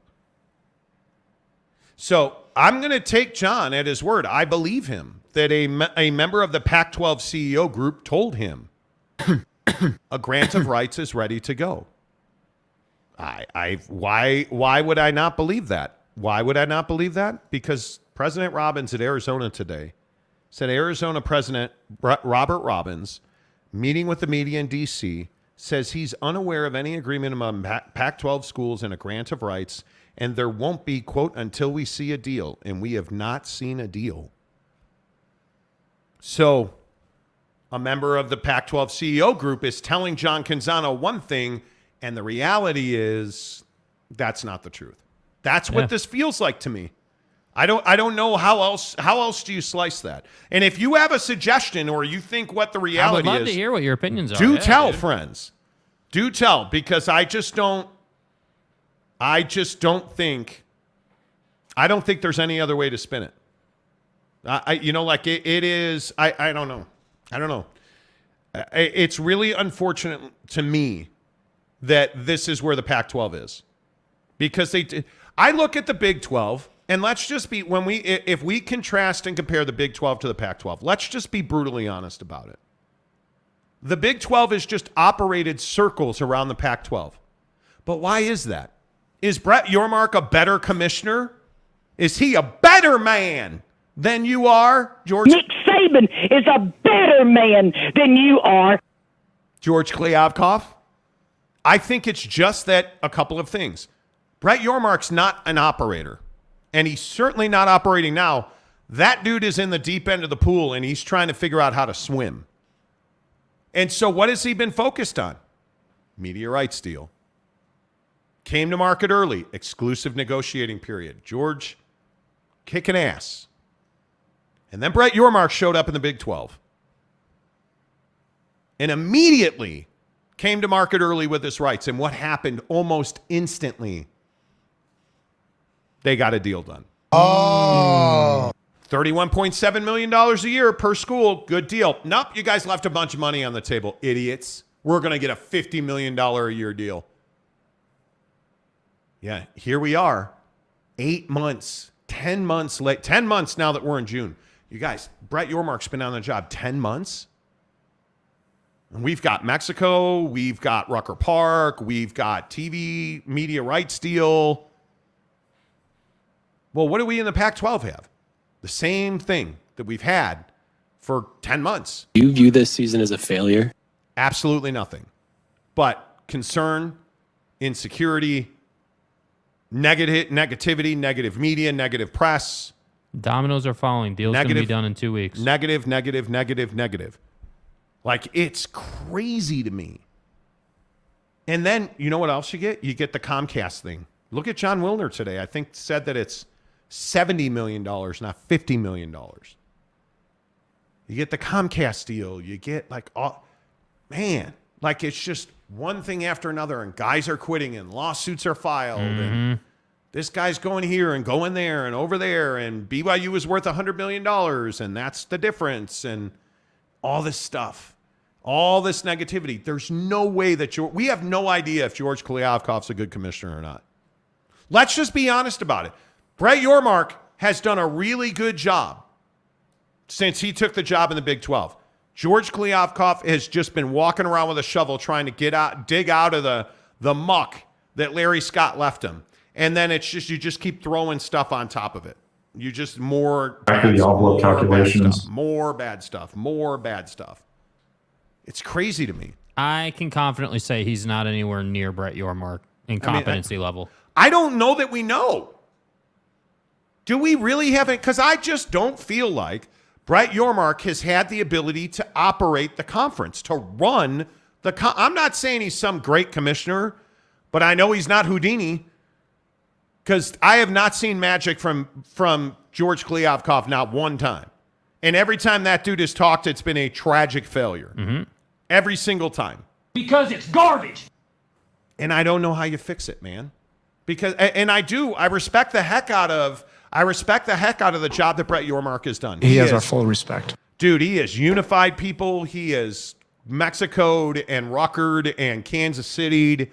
He has this idea of splitting off college basketball into its own business unit along with football in its own business unit. Flipping phenomenal. Phenomenal. Really well done. Hiring commercial directors to monetize and drive revenue through football and basketball differently and individually. Brilliant. Guy's an operator. Comes from Hollywood and entertainment. Guy's an operator. Knows how to monetize. I don't even think, frankly, you want to look at the current state of affairs? Does George Kliavkoff even have the opportunity to monetize basketball? Because his only basketball team left in this conference is, if we're being totally honest, is Arizona. And now it looks like Arizona, because again today, and this is the thing that I hope people don't miss, is that you look at this statement right here. Would Arizona be interested in moving to another conference? Arizona President Robert Robbins, depends on what our financial deal is. It's a proper answer. If Arizona leaves, are you going to play basketball? Are you going to compete in men's basketball if Arizona leaves the conference? Because newsflash, Utah, Rick Majerus ain't coming through that door. Neither is Keith Van Horn. Like, you look at Oregon or Washington, or do you have a basketball product in this conference? I don't think you do. You're not. You are going to struggle. A year from now, you are in real trouble in basketball. If you exist. You're in and I think you will. On some level, you're in real trouble in basketball. So you don't even have the opportunity to operate the way Brett Yormark has. You just don't have the opportunity. And hey, if President Folt at USC, if that's, by the way, can I just ask you, why is USC and UCLA still involved in Pac-12 business? That was explained to me today, that USC and UCLA are still involved in conversations around the Pac-12. Are you serious? Bro, what are you talking about, man? You're in this situation because USC allegedly screwed you. The president of USC was on the committee that was in charge of expanding, and she said, nah, I don't think so. Is this the dagger? And then went to the Big Ten. And they're still involved in Pac-12 conversations. Still involved in Pac-12 business. They texted. Dude, that's crazy to me. Wild, bro. Crazy to me. Wild. And maybe it is that just, George Kliavkoff isn't able to think clearly because he doesn't have buckshot from bucked up. Now, this is a new record right here. Just so you guys know on the show. Getting to 424 without bucked up tells you just how good the story is today. But I had my Miami at lunch today. You did. I had my Miami at lunch today, but now it's time to drink some watermelon buckshot. Don't take my word for it. Get the free buckshot samples.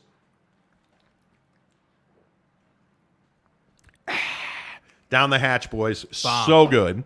Get your free buckshot samples in the description below.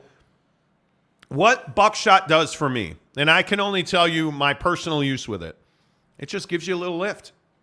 And it gives you that lift for a significant period of time.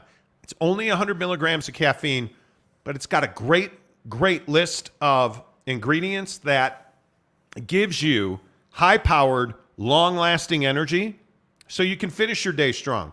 You come back from that Olive Garden lunch that I'm sure you had, and you carb crash, but you feel better, right? Because buckshot gives you a lift. By the way, you know what else I had this morning? How about a buck bar? Look at the buck bars, you guys.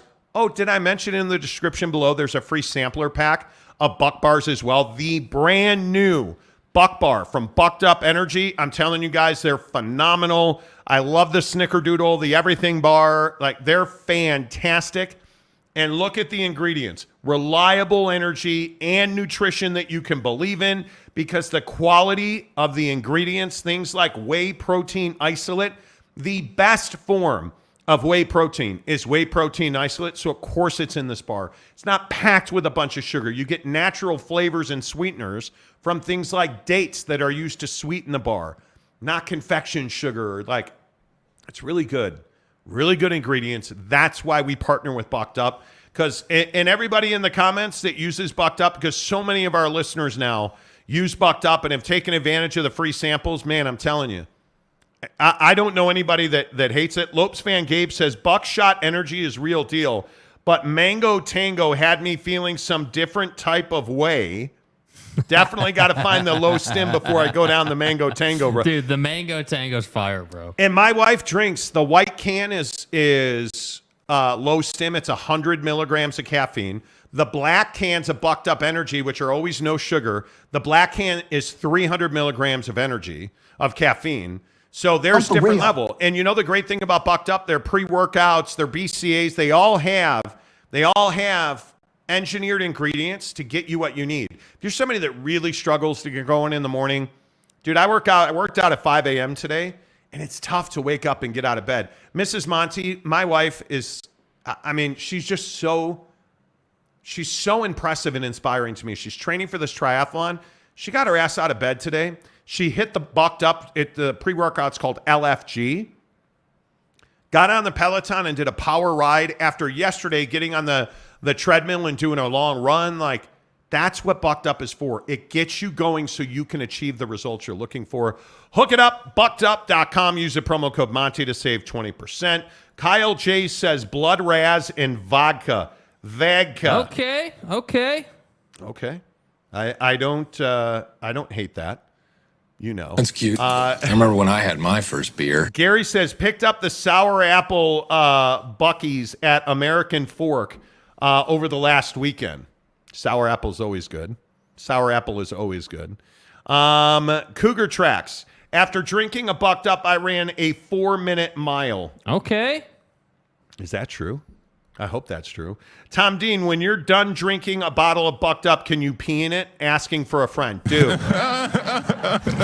I'm not here for that today. You're not here for a lot of it today. I am not here for the pee in a bottle thing today. You know. Salty Drunk. Monty, is your voice sore at the end of the show? You do a lot of talking. Waves in opposition. I don't know what you mean. Hey, Salty. Hey, just me and you. What do you mean? Just me and you here. By the way, this is a talk show, so we do a lot of talking. I love it. Mark Rucker gives us $5 to say, late to the party, but Canzano basically said a couple of months ago, I was told by one dude the grant of rights was not an issue and chose today to drop it. He did not say that. He did not say that. Do you have proof of that? Did he really say that? Are you being serious? Mark, I hope you're kidding. Can you screenshot and DM that to us? There's no way he said that. Yeah, and Mark, I'm not saying you're lying, bro, but if you're gonna say that, like, we need proof of that. Come on, Canzano. Canzano said a couple of months ago, I was told by one dude the grant of rights was not an issue, and chose today to drop it. Where did he say this? I need more information, man. Were you listening to his podcast? Yeah. Or that's? I really hope that's not true. I really hope that's not true. That would be, man, that'd be incredibly disappointing, because that's just being disingenuous. That is saying that you don't believe that timing matters. So let me get this right. You decided today that something you were told a couple of months ago that you were going to release it today. Never mind, it's completely inaccurate. Never mind releasing something a couple of months later. Did you go back and fact check that? Because John Canzano, you got punched in the face by President Robbins at Arizona today. Mm-hmm. This would be really... I have a lot of respect for John Canzano. I've told you that repeatedly. If this is in fact true, what you're reporting right here, that's incredibly disappointing. That's incredibly... I can't believe that. Yeah, it would be a little shocking, man. It really would. Brandon Butler, what's up, Brandon? It's not George screwing up. He got handed a live grenade. The problem is someone out super glued on the grenade and it's stuck to his hand. Yeah. You know. Yeah, so I'm going to guess, and this is totally speculation just based on what I see on Twitter. Mm-hmm. John is doing his show right now, his radio show. So he does have a radio show. He does have a radio show statewide. I'm guessing it's in Washington. I don't know. So I'm going to guess that that's where Mark heard that, but Mark, if you want to confirm, that'd be great. Yeah, if anybody in Washington is listening to Canzano's show, that'd be great if you could confirm that, because that is shocking. That is shocking if he really said that. I mean, that would be wow. Yeah. I can't even. Yeah. I don't believe that. Yeah. I can't believe. Mark, I can't believe that. Respectfully, I can't believe that until we see it. Yeah, I cannot. And I'm wading through text messages and all kinds of stuff. I think that can't be true. Yeah. I think there's a big difference between, like, I understand, like I said earlier in the show, I totally understand, Canzano's got, people to please, and, he's got things to do. Okay. I totally get it and respect it. I can't go as far as to say that dude shared information today that he got months ago inside of a story that's ever evolving almost on a daily basis with this Pac-12 situation. I mean, again, you can't, like, timing is of the essence always when you do what Canzano does or what we do. So to me, I look at this and I say, bro, if it is in fact true, and I'm not saying it is, but if it were to be true that he had this information months ago and just chose to drop it today because he needed a story, that's kind of like, yeah, that's shady. So yeah, I don't know what you say about that. I think Canzano's better than that. I think a lot of these guys today, a lot of the writers that took it hook, line, and sinker are better than that. But who the hell knows? That is, yeah. So if you're just tuning in, I want to make sure that we're not leaving people in the dark here. I think when you look at what's being reported today, John Canzano wrote in a column today, and I'll show it to you because I want to make sure that we're giving everybody their just due. This is John Canzano's website. Pac-12 schools jockey down the stretch. So wait a minute. You're jockeying down the stretch. Members have agreed on terms and grant of rights. To which he wrote, hey, members have finalized the term of their grant of rights, sources tell me. And the last sentence that you'll see here, over the last few months, a member of the Pac-12 CEO group told me, we have negotiated all of these issues and the grant of rights is ready to go. Well, the obvious issue here is what Mark Ruckert, our listener, said was that Canzano went on his radio show in Washington and said, hey, that was a few months ago. Somebody told me that. But you didn't write that in your column that it was months ago somebody told you that. You didn't put it in the headline that it was months ago. And then today, when President Robbins came out in front of the media in Washington, D.C., and said he's unaware of any agreement among Pac-12 schools in a grant of rights, and there won't be one until he sees it, until, quote, we see a deal. We have not seen a deal, end quote. And then when he says, hey, by the way, would you, President Robbins, be interested in moving conferences? Quote, depends on what our financial deal is. By the way, kudos to whoever asked that question. I'm assuming Ross did, but I don't know. Kudos to whoever asked that question, because that is spot on reporting right there. So if, in fact, John Canzano said he got this story months ago, dude, I don't know how that's even possible. That is a massive, massive problem. That's a massive, massive problem. Wow. Wow, that is a massive problem. Jeremy Callahan, I'll have to see when the courthouse is open and get an appointment. What do you mean? I'm assuming that's a tongue-in-cheek joke about a crime that was committed with Canzano. I don't know. Elaine Tran, Wilner in the beginning, now he's changing his tone. Okay. Mark Ruckert, there are multiple reporters that knew about this. Nobody reported it because of that.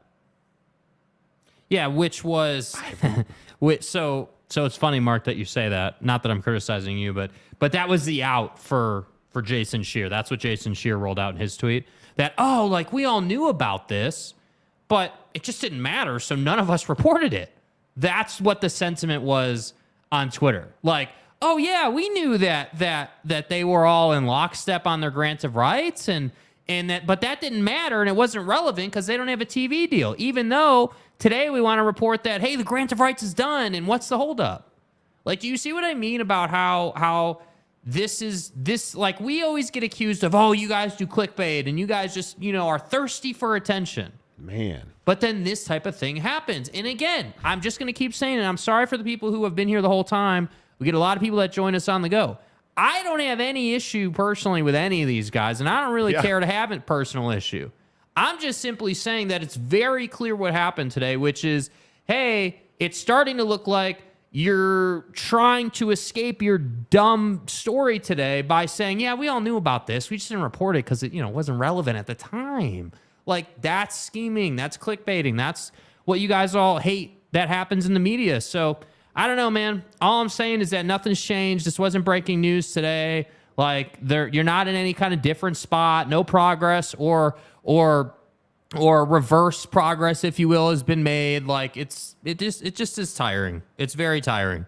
Yeah, this is I apologize. I missed this. Apparently, I did not see that Jason Scheer tweeted that. Mark Ruckert is saying that per Jason Scheer, there are multiple reporters that knew about this. Nobody reported it. I think it's on the tweet that we've been showing. I think on Jason Scheer's tweet. Okay, Pete Thamel. President Robbins. I haven't seen, I did not. Yeah, I don't know, man. Yeah. I don't see any of the national guys like Ross Dellinger. I don't see Pete Thamel. Yeah, those guys aren't saying it. No, because they're national guys that are actual journalists. Yeah. This is what I'm trying to explain to people. This is why I'm so upset at this moment. Because you have guys like Scheer and Canzano that are saying, yeah, I knew about this for months. I just didn't think it was relevant until today when you needed clicks or you wanted people to read your stuff. Mm-hmm. Now all of a sudden it's relevant? Well, if it wasn't relevant at all, then why did you report it today? Why did you report it today? Yeah. You can't have it both ways, man. Yeah. You can't say that, hey, I knew this months ago, but it wasn't relevant. Yeah. Okay, so months ago, you're saying that the Pac-12 had a grant of rights. Well, the problem is President Robbins at Arizona disagrees with you. He disagrees with you. And again, on this idea of Arizona and Arizona State staying together, and that the Arizona Board of Regents would much, much, much prefer and would make it difficult for Arizona to split from Arizona State. And then you have Robbins talking about, hey, I think we stay together. And, I'm really close friends with President Crow at Arizona State, and we control a very nice 20% solidarity in the Pac-12. It's just a great point. It's a great point. So, again, I just say, why would those two want to split up? And I think the Arizona Board of Regents would very much like them to stay together. Yeah. As we reported and told you. I don't understand. I just don't understand it. You can't have it both ways. You're reporting something that's months old that back then and now today is not true. Yeah. So you're making shit up. That's what this feels like to me now. Yeah. It feels like, and again, it's not personal with me, man. It is what it is. It is what it is. Dallin Sproul, what's up, my guy? Hey, good golfing last weekend. Loved playing with you guys. Always a pleasure. Yeah, we golfed up at Canyons with Dallin Sproul. Dallin, you are very fortunate you did not play with us on Tuesday. I had a bad day. I had a bad round Tuesday. I shot 93 down at Talon Cove. That was not good. That was not good. Yeah. Brave Jeremy Callahan, brave Sir Robbins. Okay. I don't think, but see, this is my other point. I don't think that President Robbins is doing anything outlandish. I don't think that he said anything crazy. I don't either. I think he's been on message. I think his points are very valid. I think the fact that he made the point about the fact that they own 20% of the conference is spot on, because 20% is totally better than agree 10%. Like, it makes perfect sense. But again, there is no getting away from the fact that you don't have a grant of rights, and this TV deal will either be the end of the conference as we know it today, or they will find a way to squeak through until the next negotiating period. Yeah, totally agree. Maury Alvarez says that's how it could be received based off of what he wrote. I would agree with that. Tanner Plummer says Canzano gonna Canzano. And Tanner, by the way, is one of the guys who routinely bitches and moans that we say, hey, we told you this back here. So not to make it personal with you, Tanner, but this is why. This is why we do that. Yeah. This is exactly why we tell you, hey, we've been telling you on and on and on. All I have in this world is my balls and my word. Truth. And Donuts said, I know a guy named Sources. He's a popular dude. Everybody knows him. True. Gary says, if that's true, Canzano's a fraud, dude. I mean, that's. And I think it's a really important point for you guys as the viewers of not only our show, but I'm sure tons of other shows and content, right? Like when you look at days like today in reporting, you notice there's two separate parties here, right? There is the Canzano sheer, group that's saying one thing and looking kind of silly now, in my opinion. And then there's the national guys, right? Your Pete Thamels, the Dennis Dodds of the world, the Ross Dellingers of the world, who are saying something completely different. What are they saying? Notice what they're saying. Their stuff is not opinion, right? They're giving you, hey, this is what dude said. This is what other dude said. This is what she said. Like, that's what he said. Like, fact-based stuff. But that's why when Ross Dellinger or Dennis Dodd or, again, I think Pete Thamel's the best at it. That's just my opinion. Yeah. When those guys say, hey, my sources have told me, I think you can take that to the bank. Agreed. I have no reason to question Pete Thamel ever. Woj. Think about Woj. No reason to question Adrian Wojnarowski ever. And I love the fact that he reported everything we reported on the Jazz after we reported. I mean, so that's our okay. Bryce Martin, creating stories for clicks and not giving good information. Yeah. And the other thing, too, that I think is really interesting? This type of thing is bad for our show. This type of stuff... Oh, it hurts us immensely. It hurts us a lot because these guys get all the national respect and they're everything. And then people come here and they're like, oh, you guys are just hacks on YouTube. That's what's tough for us. That's why for us, it's like, okay, one, we're tired of talking about this story. Two, we're tired of getting heat on this story for things that we didn't say. Like, quite literally on Twitter, there are days where people be like, oh, you guys said, like, dude earlier in the show saying that that we're claiming that academic dollars have anything to do with a grant of rights situation or TV deals. We never said any of that, but we catch that because we're the ones on YouTube. We're not writing for some outlet in Tucson. Like, that's the difference. Yeah, I don't know. And again, you guys, I appreciate everybody that sends me stuff. And Jason Shearer, you got like 3 people have sent me this this dealio, and I'm happy to share it. I appreciate everybody sending it to me. Archer Quick, our SC fan, good to see you, Archer, says Canzano and Wilner are Beavis and Butthead. I don't have a problem with John Wilner. I don't know that I would call him part of this. Let me get this banner off the screen for you guys. Jason Shearer, apparently 32 minutes ago. Did some digging. Nobody thinks Friday for Colorado is significant, but they do admit it's been quiet over there. And then he said, grant of rights has been done for a while. Canzano has known that, and so has Wilner and other writers. Belief is Canzano went with it now as a favor to Schultz or someone similar to put pressure on Colorado and get the Pac-12 back in the news in a positive way. Okay, this is clearly not to. I'm so confused. Like, this is not Twitter, by the way. I just want to point that out. I don't know where this is from. Yeah. It was sent to me. Charles Arnett, Steve, Pat, like a bunch of people sent this to me. Yeah. And I appreciate you guys sending it to me. This is from Jason Shearer. I think that I guess this is not his Twitter because it says staff. Yeah. But I don't know why you would, like, what is the point of that? What is the point of that? And I don't know. I didn't see Jason Shearer's Twitter earlier, so I just saw that he was tweeting about how it was done. To me, it's just one of those things where, look, Jason Shearer has a job to do, and to get it right, senior editor and publisher at Wildcat Authority. Cool. Congratulations. I think all of this stuff about how on earth guys like Canzano and Jason Shearer can publish this stuff. I just can't believe that you guys believe in John Canzano.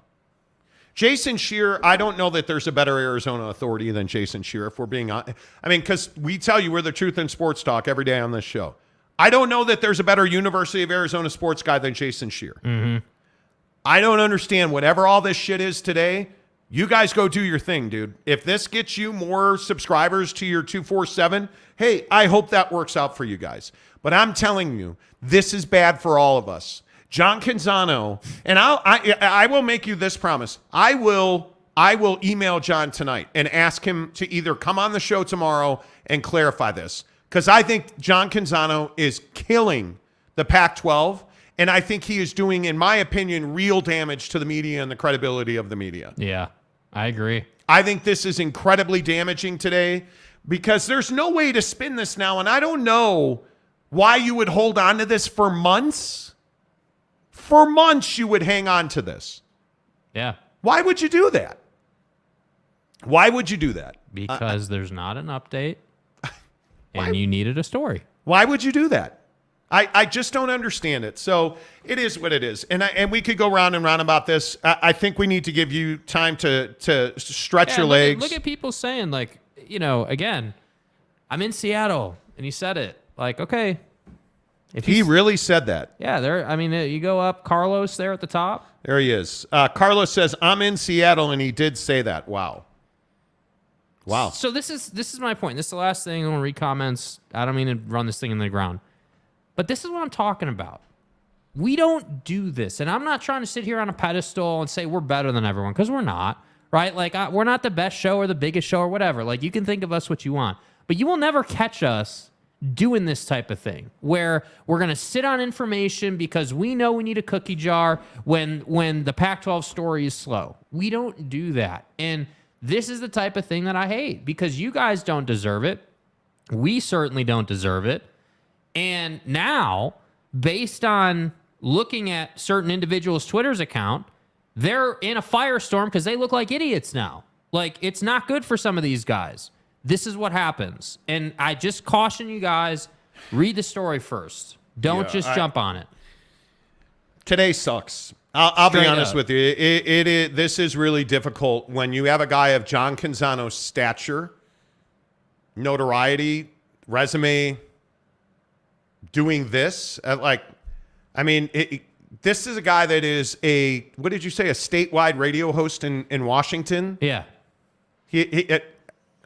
And you're that. I will reach out to him. I promise you. I will reach out to him. I will email him and invite him on the show tomorrow and see if he will do it. It just. Tanner Plummer, Canzano continues to destroy what credibility he has left. I think credibility is defined by who you ask. Yeah. Richard Tracy, Canzano hosts the Bald-Faced Truth in Portland. Okay. That's cool. Canzano is shadier than BYU Built Bar NIL deal. Wow. That's a poll. That's a poll right there. Let's see. Mark Record says, no, didn't say that.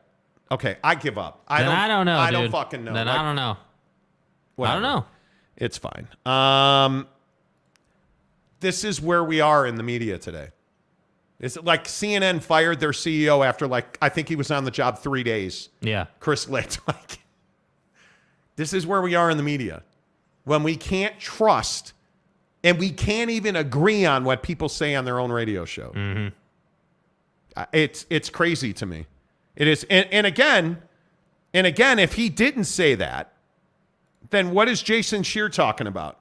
Grant of rights has been done for a while. Canzano has known that, and so has Wilner and other writers. Belief is Canzano went with it now as a favor to Schultz or someone similar to put pressure on Colorado and get the Pac-12 back in the news in a positive way. But even this, Canzano went with it now as a favor to Schultz or someone similar? I mean, you're slandering a guy in John Canzano. Schultz or someone similar? To put pressure on Colorado, of all people? And get the Pac-12 back in the news in a positive way? How did that work out? No news is good news for the Pac-12. How did that work out? Yeah. It's fair. 365 Sports is covering some of this now. Yeah, I would think so. Tony Altimore, more like I don't know who that is. This guy's come up on our show before. I have no idea who that is. He's a Twitter troll who shares charts, and it just okay. Yeah. To To change my name to Colazano, Jeremy Callahan says you could do that if you really wanted to. I think it's really unfortunate that we're in this situation. I do. Avery Cope, McMurphy is an S-tier reporter as well. What does that mean? What do you mean by that? I don't know. Mark Ruckert, someone needs to ask Canzano when he got this and how many confirmations he got. He'll never admit the true number. He will never talk about that. That's just reality. The Big Lubbock, what's up, my guy? I mentioned before the show started this was agreed upon by the presidents months ago. Well, somebody forgot to ask President Robbins if he agreed. Yeah, because he clearly doesn't. Those are his words. President Robbins said, there's no agreement for Pac-12 schools on a grant of rights. And there won't be until they see a deal. Raider Mark Wilner has been cautious in his reporting lately. Which, again, I'm going to say that's smart. You should not just report anything you hear. Because I don't think John Wilner just throws stuff against the wall for clicks. John Wilner is a guy that I have read for, I feel like it's a decade easy. John Wilner is a credible, really good reporter. Yeah. This is what's wrong with John Canzano. Because now Canzano and Wilner do a podcast together. And I'm telling you, if this is true what John Canzano did today, and I will ask him, I don't know him. He may probably never even answer my email. But if it's true what he did today, dude, I don't know how you can do a podcast with him if you're John Wilner. I don't. Brett Yormark's burner. I think Wilner is separating slowly, stepping away from Canzano. The end is near. Have you noticed? I have not. I don't listen to their podcast anymore. Canzano, they lost me with the Kliavkoff episode where they didn't ask a single follow-up or a difficult question. Calculations. They allowed him to go on with back-of-the-envelope calculations. I believe, if memory serves, and correct me if I'm wrong, people, I believe that was the first episode of the Wilner Canzano podcast. if memory serves. That was their kickoff episode. Oh, was it really? I believe so. Quint Randall, how are you, my friend? I just remembered that not only do you have ESPN connections, but also Arizona connections from your radio time there. Yeah. So, and again, if you're just tuning in, Jason Shear works at Wildcat Authority, or I think that's a 247 Wildcat Country. I think. Okay, whatever it is. Whatever. Yeah. Jason Shear is the preeminent guy at Arizona, covering Arizona sports. He got into us during our time in Arizona because we were reporting the facts that turned out to be spot on, because we don't report anything that multiple people don't confirm. That's why when we say, hey, X, Y, and Z, there is no grant of rights. That's 3-4 people deep telling us, hey, this isn't true. Yeah. Not happening. Hey, the Jazz are trading Rudy Gobert, and they're going to build around Donovan Mitchell. And what did Woj report a couple of months later? Hey, they're going to trade Rudy Gobert. They traded Rudy Gobert. They're going to build around Donovan Mitchell. Like, we don't report things unless we 2 or 3 deep them. So I appreciate you saying that, Quint. Arizona 247 message board, Curtis said. Okay. I don't know. What did they say on there? Carlos, that's not positive. It's stupid as hell. Go ahead and put the gas on the fire, right? Jeremy, grant of rights locked in. My sources are gold. William, Monty, so what will each school get in money? I don't know. I think that's the question everybody, including President Robbins, would like the answer to. And I would tell you, we've heard a large number of our people tell us that they're at about 19 million, and there's not a clear avenue to go beyond that number. And that right now, they're all pretty well aware of what that number is, but George Kliavkoff has been diligently working and making an effort to find alternative distribution. And he's not so far been successful, but I think there's not a president in this league who doesn't know what the top possible number is today. Yeah. Every one of those presidents knows. Andrew, so what's with Colorado meeting on Thursday? Some cadence says when they leave for the Pac-12. I just don't believe that they're going to do anything until nobody's in a hurry to leave this league. I think they'd like something done by the end of next week, I think is the original timeline we had heard. Yeah. But I just think it's going to be done when it's done. And I think that certainly the drop-dead date is kickoff, and I would say fall camp. At Colorado, I'm telling you, they're going to have a rough year on the field.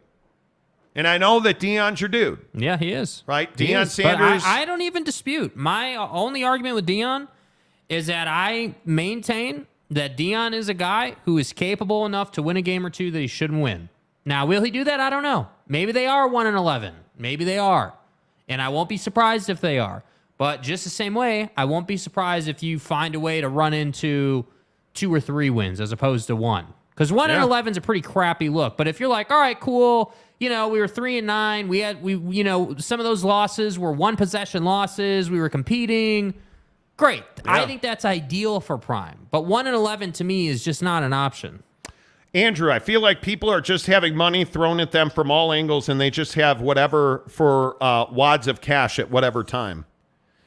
I think that the Big 12 has been very pragmatic about their conversations with expansion targets.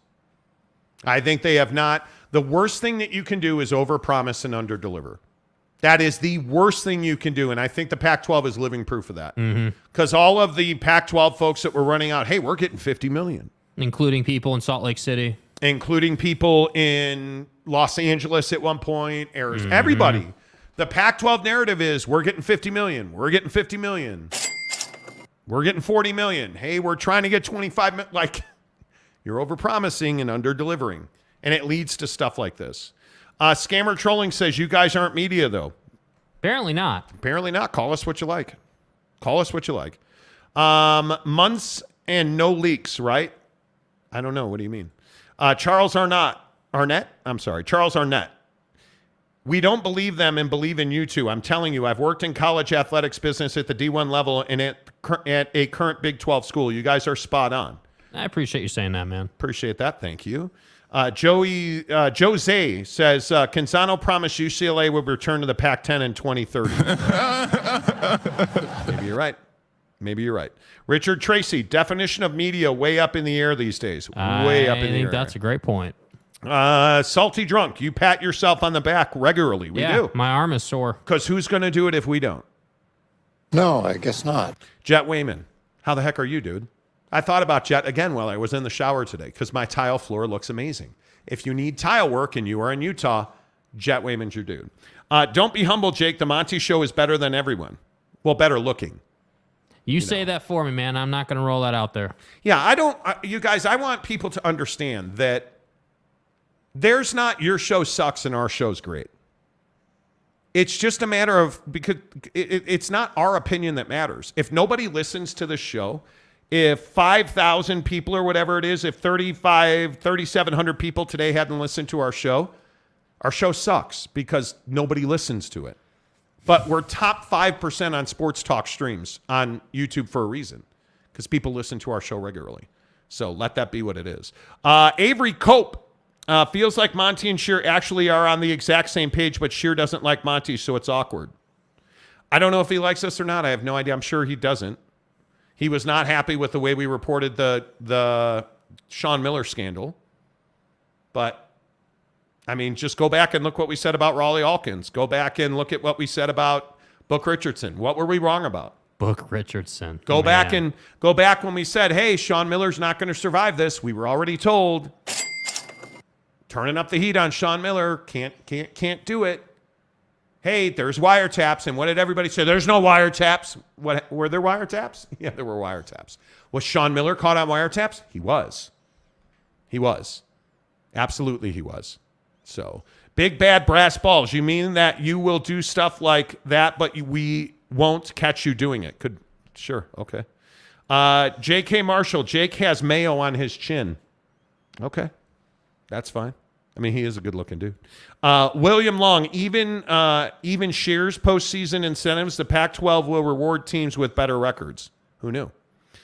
Charles Arnett, I believe in you two. I was the first in today to prove it. Oh, we got a lot of comments, so I appreciate you being the first one in. Tom Dean, put pressure on Colorado. Why do they need pressure on Colorado unless they're heading out the door? Precisely. Nobody will leave because remember, they're all saying nobody will leave this conference ever. Mark Reckert, you are posting selective posts and confusing everyone. Who, me? What do you mean? Tell me what you want me to post. Yeah, what are you talking about, man? Yeah. Avery Cope says invite Sheer on the show too. Why would I invite Sheer on the show? Why would I do that? You know. David M. So in Colorado announcing they are leaving tomorrow, I don't believe they are. I don't believe they are. Truly, I don't believe they are. That's just me. I don't believe that they are. I think it's premature at this point to do that. So maybe they are, maybe they're not. I've not heard that they are. Nobody has told me that Colorado is leaving tomorrow. Yeah. We're announcing that they are leaving tomorrow. I know they have a public meeting and they've already had an executive session. So, could happen. Could absolutely be in the works, and we don't know about it. Yeah, that's absolutely the case. But hey, wouldn't be the first time, wouldn't be the last time we didn't know something, right? But what I do know is calzones are frickin' money. At Papa Murphy's, we do more than just pizza. We do calzones. Papa Murphy's does calzones? Oh, I think you mean I do the calzones. And how do you do it, Dad? How do I do it? How do I do it? Well, we do it with fresh ingredients and hand-shredded cheese tucked in a scratch-made dough. That's how, honey. At Papa Murphy's, we make great pizza. Hey, don't forget the calzones. Order now at papamurphys.com. Papa Murphy's Pizza, you guys, make sure you use the Papa Murphy's mobile app. It is so easy to use. All you have to do is go in there, you order your pizza, you say what time you want to pick it up. 7 o'clock? All right, cool. You can do that anytime you want. You can do it at 6 a.m., 3 a.m., 5 a.m., 3 in the afternoon. You want to pick it up at 5, order it at 4:30. It's totally up to you. It's easy. It's the way you want to do it. That's the best part about Papa Murphy's. They're so easy. And use the promo code Monty25 to get 25% off your purchase of $25 or more at Papa Murphy's Pizza. Make sure you tell them you heard about it on The Monty Show, which, as always, is presented by The Advocates, theadvocates.com. The best injury attorneys in the business, without doubt, are The Advocates. And I know that we're all out being active. We're all out jogging, riding our bikes, our scooters. Jake and I every day drive the streets and see people in accidents. And driving, I don't think is getting better. I actually think it's getting worse.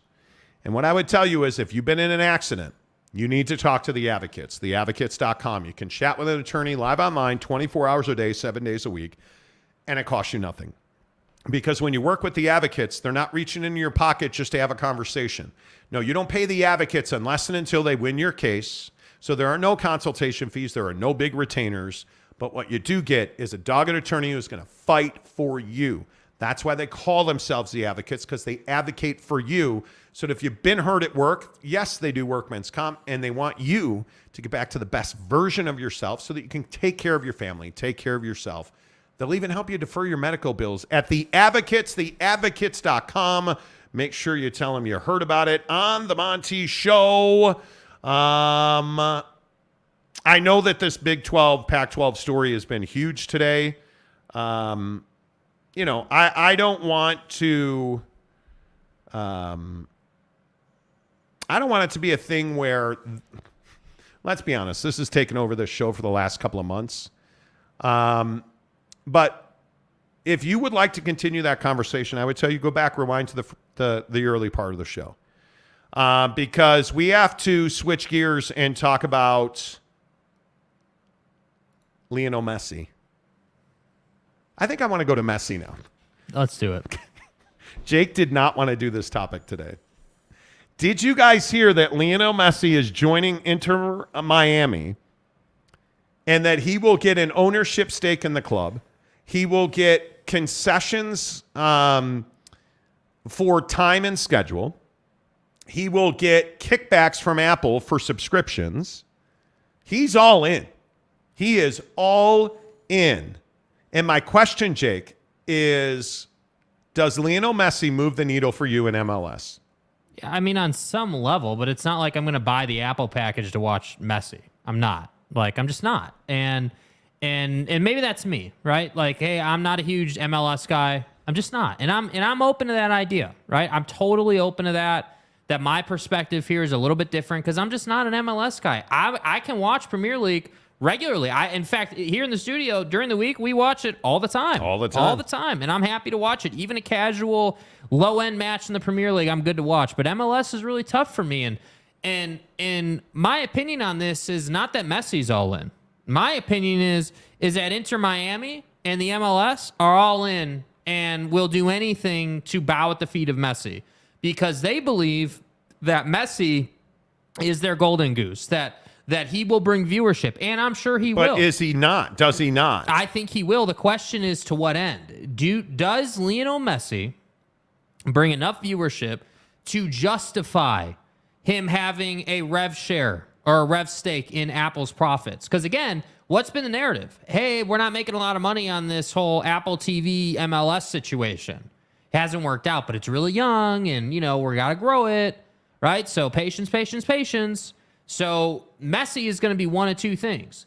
He's either going to be the greatest thing they ever could have done, and it's going to bring a ton of viewership, and it's going to finally be the thing that kind of launches the Apple TV deal situation to that level where they're making a lot of money, or it will be the biggest disappointment we've seen from that part of the conversation. Because if you sign a guy like Messi, who is an absolute legend, just won the World Cup, obviously one of the greatest footballers of all time, you sign a guy like that with that kind of pedigree, and it doesn't meet the bar that you need it to meet. Because notice what I'm saying. I'm not sitting here saying that they won't add viewership. They will. What I'm saying is that there's a certain threshold, certainly, that they know they have to meet to start making money. I don't know how far the gap is from that threshold to where they are now. And if it is really far, does Messi bridge that gap? I don't know. But what I'm telling you is certainly Messi is not going to bring me over the edge to add yet another subscription to my book every month. I will watch if it's available to me. Lionel Messi is a phenomenal talent. Messi is a guy that I think all of us should appreciate as a Jordan, LeBron, Aaron Judge, like Shohei Ohtani, best player of his generation type guy. And he is one of the greatest soccer players ever. And he will dominate MLS. And I still won't subscribe to Apple TV for MLS. Because I don't believe that Messi delivers enough value. And I don't even know how much MLS Pass is on Apple TV. But I know that Lionel Messi does not deliver enough value for me to make that leap to exactly what you just said. I am not adding another outgoing revenue stream for MLS soccer. I'm not. I'm happy to, like, we're taking a group of listeners to the Zag Club this weekend, thanks to our friends at Big O Tire in American Fork, thanks to our friends at Super Chicks in Ogden on Riverdale Road and in St. George. And we're going to have a great time. And it's going to be amazing. The Commanders Cup is, they're going to introduce the guys from the Commanders Cup. They're going to play that on Sunday. Like, it's going to be amazing. It's going to be amazing. Yeah. That does not mean that I'm going to subscribe to Apple TV for it. I wholeheartedly support Real Salt Lake. I hope they win. I do. But I'm not going to pay for it. And I almost never missed a game on television when it was free TV. When David James was doing the call on TV, I almost never missed a game. When Bill Riley was the voice of Real Salt Lake on the radio, loved listening to it.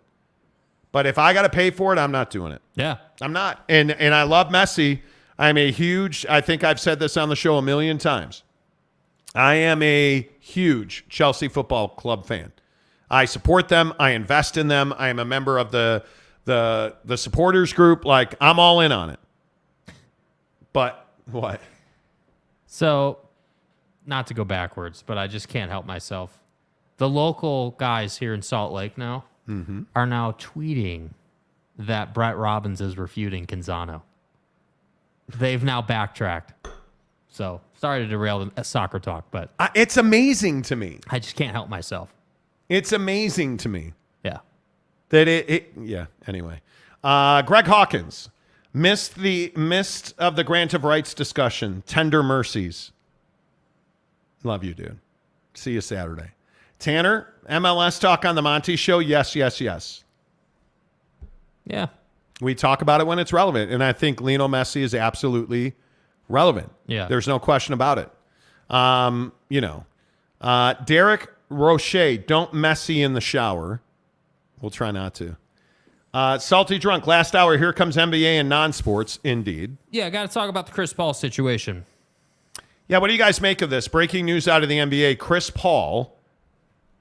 So we've talked about this a little bit. Mm-hmm. The owner, Matt Ishbia, I think Matt's gotten over his skis on a couple of things, and I think Chris Paul is one of them. We had heard that Matt Ishbia told Chris Paul, hey, you're going to be here. You're my guy. Now today, Adrian Wojnarowski is reporting that they are trying to find a creative way to keep Chris Paul on the roster. Mm-hmm. And that they are exploring a buyout and a rebuy, which means, hey, we're going to buy you out because he's going to opt in to his player option. Mm-hmm. They're going to buy him out, and then they'll re-sign him at a much lower rate. They'll stretch his contract, which I believe excludes them from re-signing him. Like, they're trying to find a way to get out of Chris Paul's contract now. Because I think they're starting to realize that this is expensive, man. Yeah. And Chris Paul's done. Yeah, now Woj is tweeting that they're going to explore trades where they package him and Ayton. Who the hell knew? But we don't know what we're talking about. We're just the hacks on YouTube. Who the hell knew? I think I said a month ago that they are dead set on trading DeAndre Ayton. Yeah, and you've been talking about how DeAndre Ayton's the guy holding them back since before Chris Paul was even there. Yeah. I mean, and it's so evident. Another thing that pissed off people at Arizona is I said that that DeAndre Ayton was not going to be a great player. Yeah. So, I just thought that was interesting. Clearly Chris Paul wants to come back, and I totally get it. Not really sure why, if I'm Chris Paul, I'm going on video podcasts talking about my daughter getting bullied in school because I haven't won a championship. Not really sure why we're talking about that. Yeah, so Chris Paul said that his daughter has now gotten to the age where she goes to school and boys are telling her your dad's never going to win a championship. Well, that's life. I mean, if you can't handle that, give the money back. Give the money back. Is that not part of being a professional? It is. Yeah. It is. You win or you lose, period. Yep. Elaine Tran. He gets injured a lot all the time. Water's wet and Chris Paul's hurt in the playoffs. Yeah. I think that's HIPAA. It is what it is. One other thing, Amber Spencer. Dude, Amber Spencer's got some news coming in the coming weeks, friends. Amber Spencer's going to blow your minds. She said, "What did I tell you about the hacks comment? What if you weren't? Also, non-sports, did you try the macaroons?" Oh, my God. So good. So good. So we found a way to pry Amber Spencer out of her baking kitchen. Right. And I actually think they're called macarons. Macarons. She makes incredible macarons. So today, whatever that orange thing was you made, don't ever do it again because they're amazing. And she brought macarons today that were incredible, that she makes. She's incredible. But she's also our graphic designer. And she does a lot of different things. Yeah, and stuff. Yeah. But there is some exciting times coming to the Spencer clan. We'll tell you about those coming up. Macarons, she says. Macarons. Okay. Macaron. Okay. And they were excellent. They were excellent. I'm trying. I have got on the scale this morning, lost another pound. There you go. So life is good. And, OG Gary says, Amber, are you due? No, she is not due. She is not due. Brad Turner, I feel like Amber is only here when there is dessert. And it is really good dessert. Really, really good dessert. Jeremy Calzone. He changed his name to Jeremy Calzone. I mean, seriously. Yes, Amber is always... Yeah. Amber, anything that Amber bakes... I mean, she refused to bake me a birthday cake at the Big 5-0 birthday bash. Let's just be honest about it. She did. I mean, openly refused. She said, I don't bake cakes for the hacks on YouTube. Had a subpar cake. It's your fault. Sorry if you're offended by that. Thanks, Amber. You ruined my birthday. But maybe we could get some macaroons. Amber did not refuse. In fact, she was so upset. She was actually pissed that she was really mad. Told her about it late. Yeah, Jeremy Calzone says, "I'm in the calzone, Monty. In the zone." See what he did there. Right, in the zone. See what he did there. Right. Tanner said, "Who did bake the cake for the Big 5-0 birthday bash?" We're not speaking of that. We're not speaking of that. Yeah. She said, "Thank you for the facts, Monty." Zach Spencer. Oh, look at that. The Spencer clan. She makes a lot of birthday cakes for tons of other people. She does. Not us. Not us. If you do not follow, Amber, you should drop your handles. Yeah, what's your social. Instagram and stuff? Because the stuff you bake is... And I'm serious. It is bomb. Dude. I'm pretty particular about those that I do business with. But on this show, our mantra is, hey, we support small business. Yeah. If you need a baked good, Amber's the way to go. Yeah. 100%. Amber is the way to go. Greg Hawkins, at least MLS is trying to do stuff to make their product better, which is better than I can say for a lot of other leagues. I think Lionel Messi coming to MLS is a big deal. Totally agree with you, Greg. Big deal. Big deal. No doubt. Okay, what did you say, Elaine Tran? Canyon Curry, hello, Klay Thompson. Okay. That's cool. Truck Stop Gumby, does she bake weed brownies? No. No. No. No. Tom Dean, sources tell me there's a verbal agreement with CP3. Stop. Hey, maybe we'll find out about it on Twitter like we did today. At least we can laugh about it. Hey, look here, man. You know. Zach Spencer, am.co.cakes. Drop her a follow. She's the truth. She is. 100%, dude. 100%. OG Gary says Amber's the way. Yes, she is. I'm telling you. Victor's the way. She's amazing. Giggity, does Amber bake anything that can make a flight home as a gift to Mrs. Giggity? Oh, dude. Yeah, 100%, right? The macarons. Macarons. Do we have any left? Yes. Well, you should go grab them real quick. Okay. Let's. And by the way, I just like to point out, we were given very specific directions from the bakeress herself that when you're not eating your macaroons, you close the box and you put it in a fridge, which is precisely what I did. That's exactly what Jake did. I'm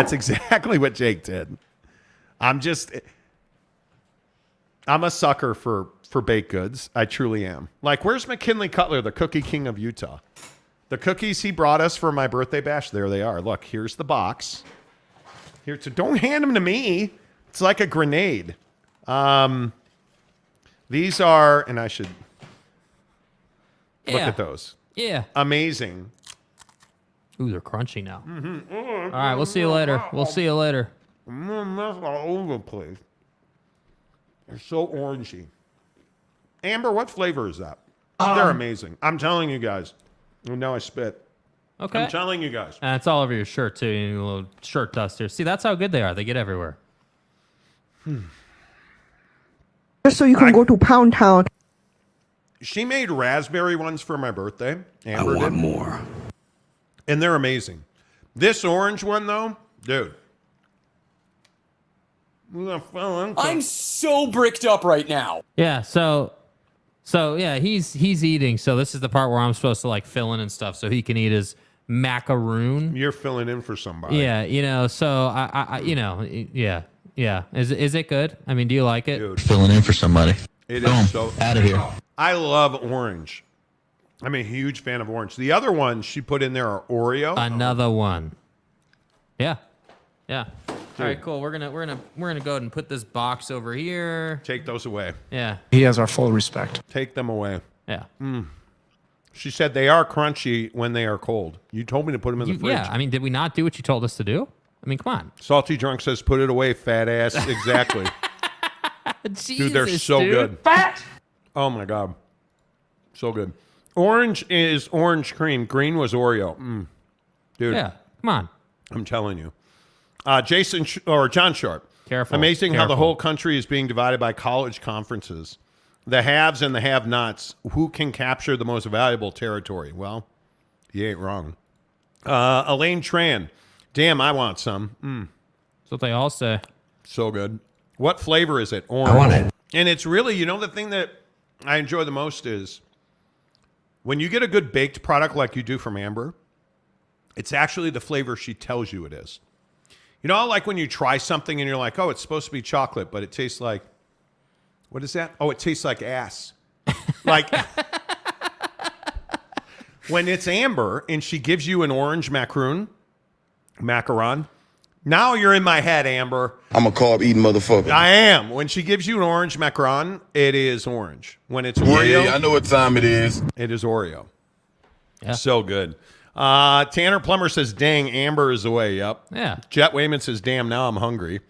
Tom Victor's the way. Dean says, food porn, pow, chicka, pow, pow. Yeah, seriously. Zach Spencer just gained that pound back. Sorry, brother. Thank you. Sorry if you're offended by that. I've lost now 17 pounds. Yeah. Like I'm moving. I'm telling you, golf is the way. Yeah. Golf is the way. Truck Stop Gumby, so much for eating brand cereal and other healthy stuff, dude. Heritage Flakes. Stop. Gotta keep the streak going, bro. Stop. Heritage. I was waiting for another one, but thankfully it didn't happen. You're such a jerk.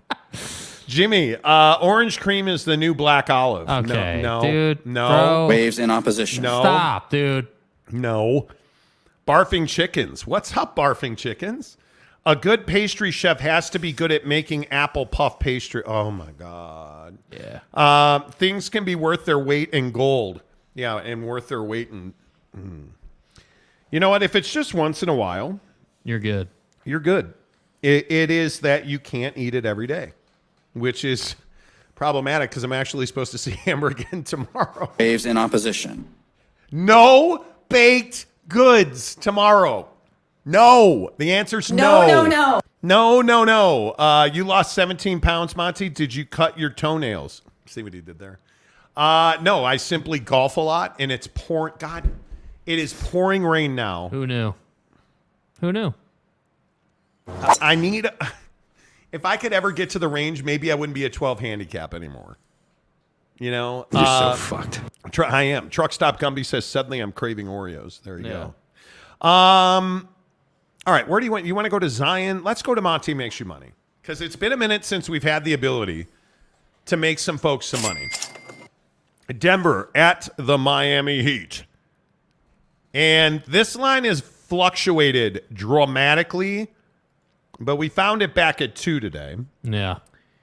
Okay, so do you believe in the Denver Nuggets? And was it a fluke? Denver's moved to 3.5 now. Really? Was the game 2 loss in Denver a fluke, or was it legit by Miami? No, I think it was legit. I mean, I think you came out and did what you needed to do, which was you're going to slow the supporting staff down, and you're going to try to mitigate Jokic as much as you can without committing fouls. And I think that's the point that I haven't heard a lot. You notice that Bam was working really hard not to commit fouls against Jokic. So, hey, cool, we're going to concede, yes, but don't pick up the fouls. Save the fouls for later in the game so you can play physical defense on the last few possessions. So, to me, I didn't think it was a fluke. I felt like they did their job, and they did it well. And by the way, I think they deserve a lot of credit for bouncing back. Now, are they going to win the series? I don't know. I think that remains to be seen. I like them to win tonight, for sure. I think the +2 is pretty spot on. You know, it's going to be a tight game. I would take Miami here probably by 3. I think they win. I think they cover. And what was the over-under on this game? 215. 215, I think, is the number, correct? I mean, 215 is solid. I would say it probably goes over that, though. Yeah, interesting. I don't know.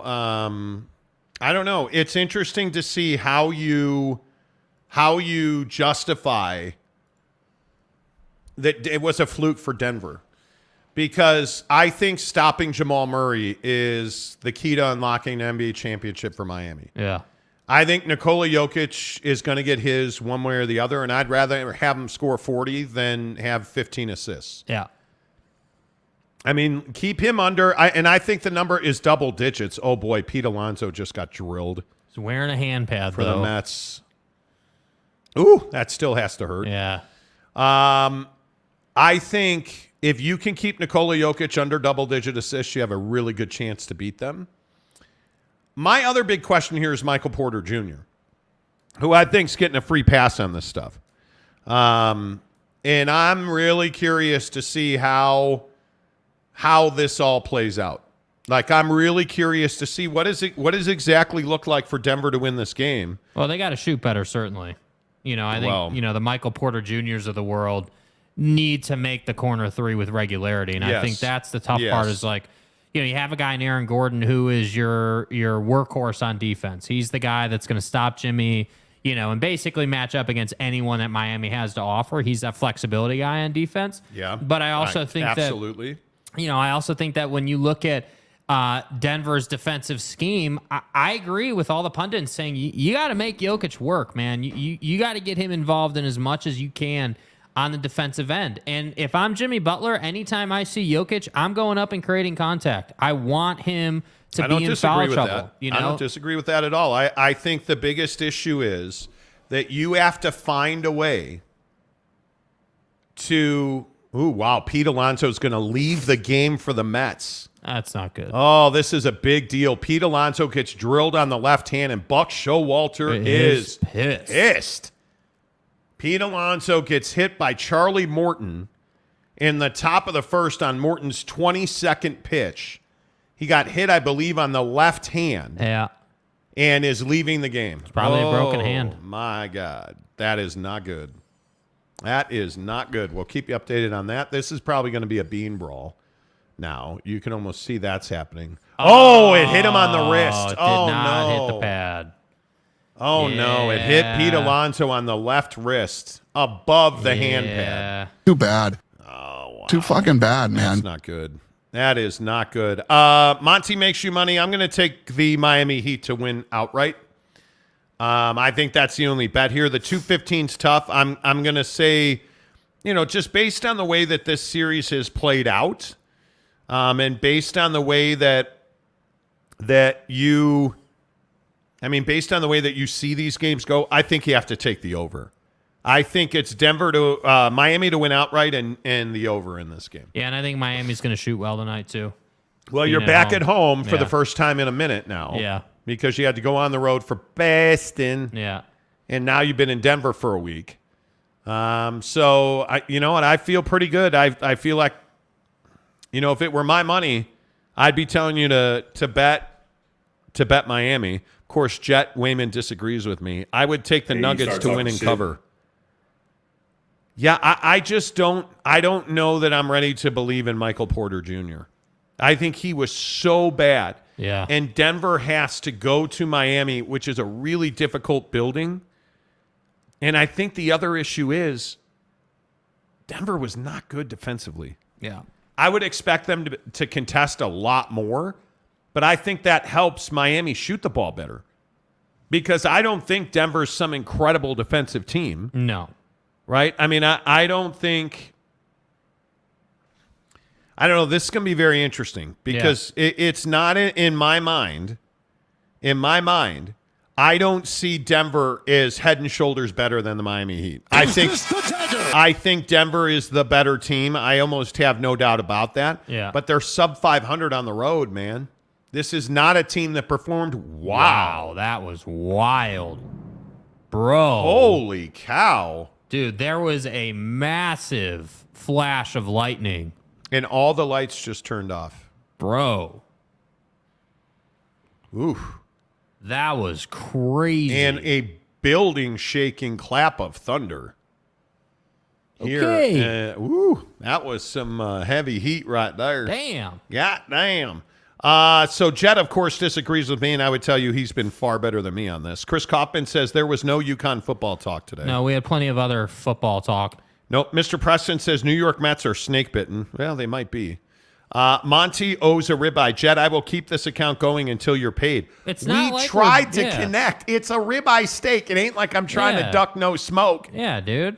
You know. Even if it was a toy gun. Come on. You know. Ain't ducking no smoke. Jeremy Calzone, which I think is hysterical that you named yourself Calzone. He has our full respect. And you have my full respect as well. Yeah. It says Miami needs to be way physical with Jokic one possession, then not the next. Mix it up their handling of screens and defending handoffs. Anything to slow down his read. I just, whatever he does offensively, I just think you're fine. Jet Wayman, LOL, sounds good. Monty owes a ribeye. Bro, the lightning and thunder is crazy right now. It really is wild. Yeah. Really is. Smells like El Nino to me, Truck Stop Gumby says. Monty owes a ribeye. I know how people on this show are about paying bets, so I'm just doing my part. The next time I see Jet Wayman. By the way, who's the one that is skipping the RSL event today? Yeah. Or this weekend? This weekend, Jet Wayman. Yeah, so we were going to give him his ribeye there, but no. Yeah, and Gary, by the way, Gary, you gotta. He did. He did. He did during the show, yeah. All right, good. Jet Wayman, it's kind of hard to connect when one is working 6 and 7 days a week. Facts, Seriously, bro. man. Facts. Serious. We're both, Monty, get me some weed brownies, please. Dude. Come on, man. I am nobody's connect. I'm the last guy you want to help you with weed. Victor's the way. You guys realize I still have never smoked a joint. Never smoked weed. Never, not one time. You guys were pretty confident that Miami would win the first game, so I'm going to take Denver going away. Okay. You should. You absolutely should. And then real quick, we got to talk about this Zion Williamson story. Fat. This is wild. Fat. This is wild. When I say there is a Zion Williamson controversy, what do you think that means? This is going to be PG-13. How about this? A certain woman who, after further review, is a social media influencer. Apparently, Zion forgot to tell her that he's in a relationship and having a baby with another woman. Seems like a great opportunity to slurp and splash. Now, this woman here, as you can read that I will not read, came out and pretty much detailed some sexual healing that happened between her and Zion. Sexual healing. She got after it today. Yeah, bro. And do you know why she's upset? Well, based on what you read that she said in her tweets. She's upset because she thought she was the only one. And then the video of Zion's gender reveal party came out. Can you do something for me? And that's how she found out he was being with another woman. I think it's strong to say he was unfaithful. But Zion Williamson had a gender reveal party over the weekend, put the video on social, and a woman who thought she was trying to be the only one.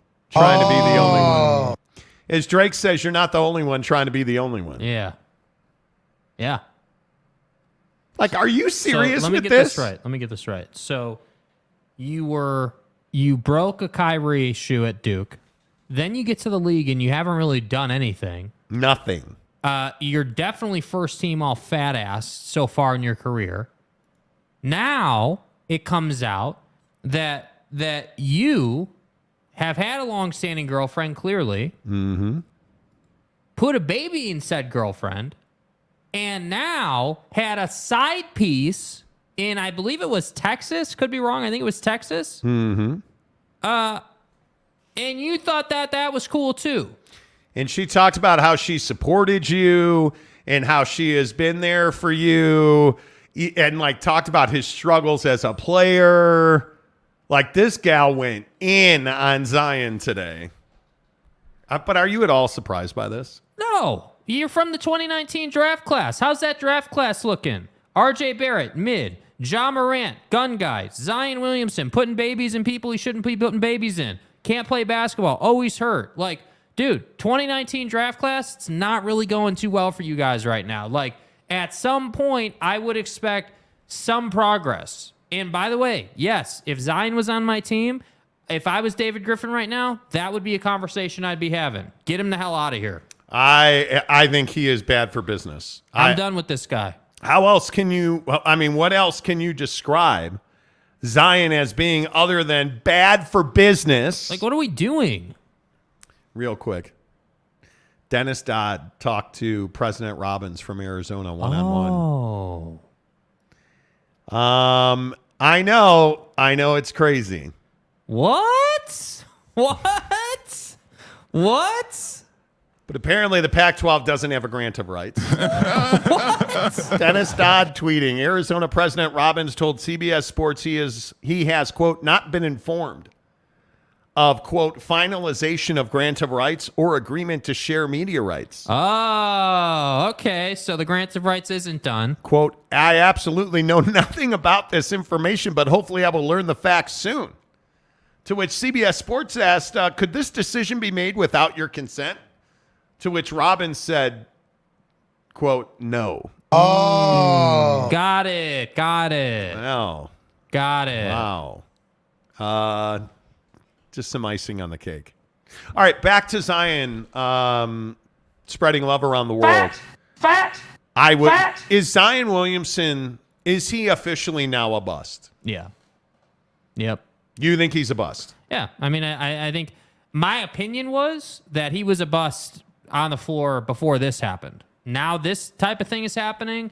You can't be the guy that's always hurt and way overpaid for what you've given your organization and the Pelicans, and then also be the guy that's trying to say, well, I'm trying to make it back, and I'm going to dunk in pregame practice, and I look good, and then further be the guy who has off-the-court issues.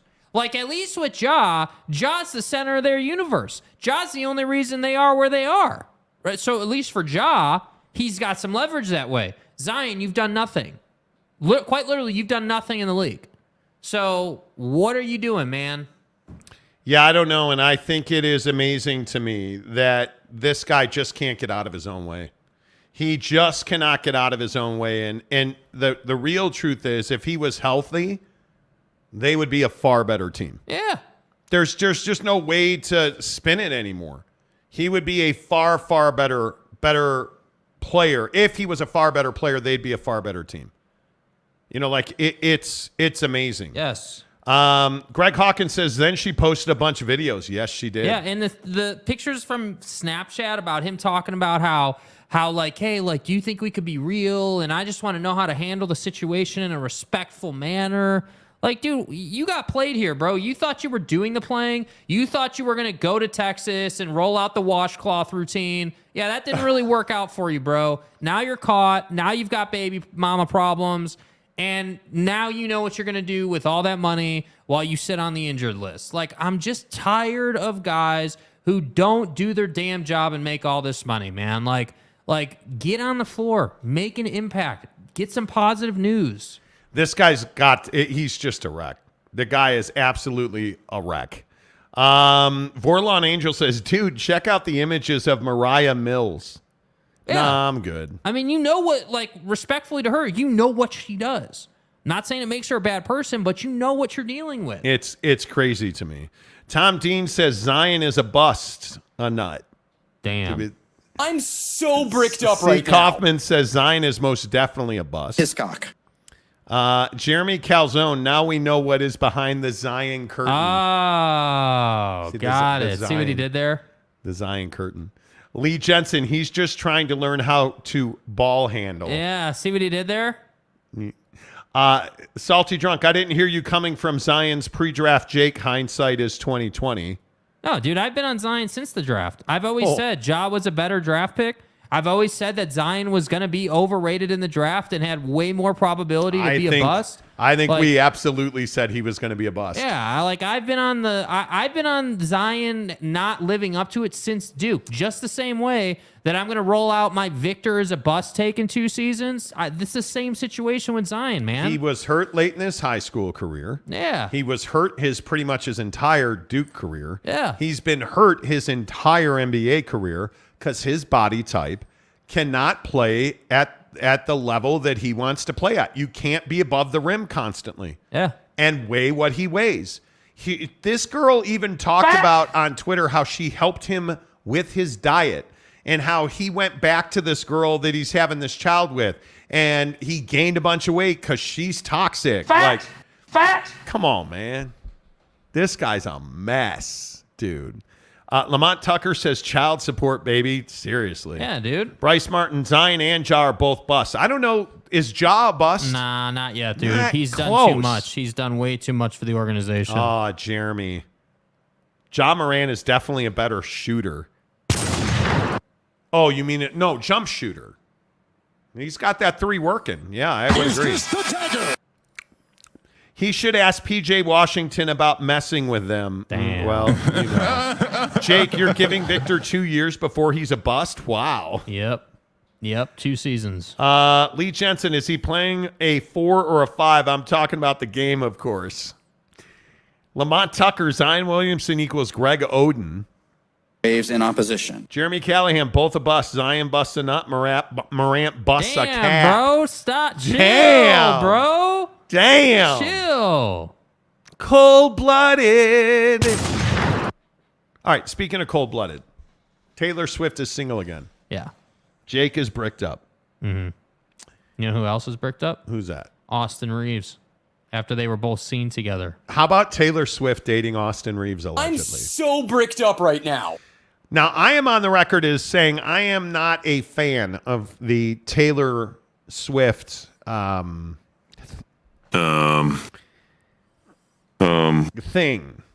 Thing? I'm not a fan. I am not a fan. And I don't happen to understand the obsession with Taylor Swift. Her music is good. I like her now more mature stuff like Mrs. Monty's got me, vibing a little bit on a couple of Taylor Swift tracks. I'm not. Person Tennessee. Yeah, well, and I don't disagree with that. Where are you at on Taylor Swift? How can you say that you don't like Taylor Swift, but now you're vibing on some of her tracks? I like her music is okay. That's the untrained eye. No, but it's not the untrained eye, Coach. It's not the untrained eye. It's not. The 50-year-old Latina woman, the actress, the buxom Salma Hayek. No, is it Salma Hayek? Yeah, I think it is Salma Hayek. I'm more than vibing on her tracks. We're in a control position. I just think everybody's like, oh, Taylor Swift's the best Swiftie. Yeah. I'm a Swiftie. Yeah. No, I'm not a Swiftie. Well, I like some Austin of her music. Reeves is. Well, Austin Reeves. Hey, Austin, don't go the Zion route, please. Oh, Please. Come on, man. Taylor Swift. The other problem is Taylor Swift is very Britney Spears. Well, okay. How? She hasn't shaved her head.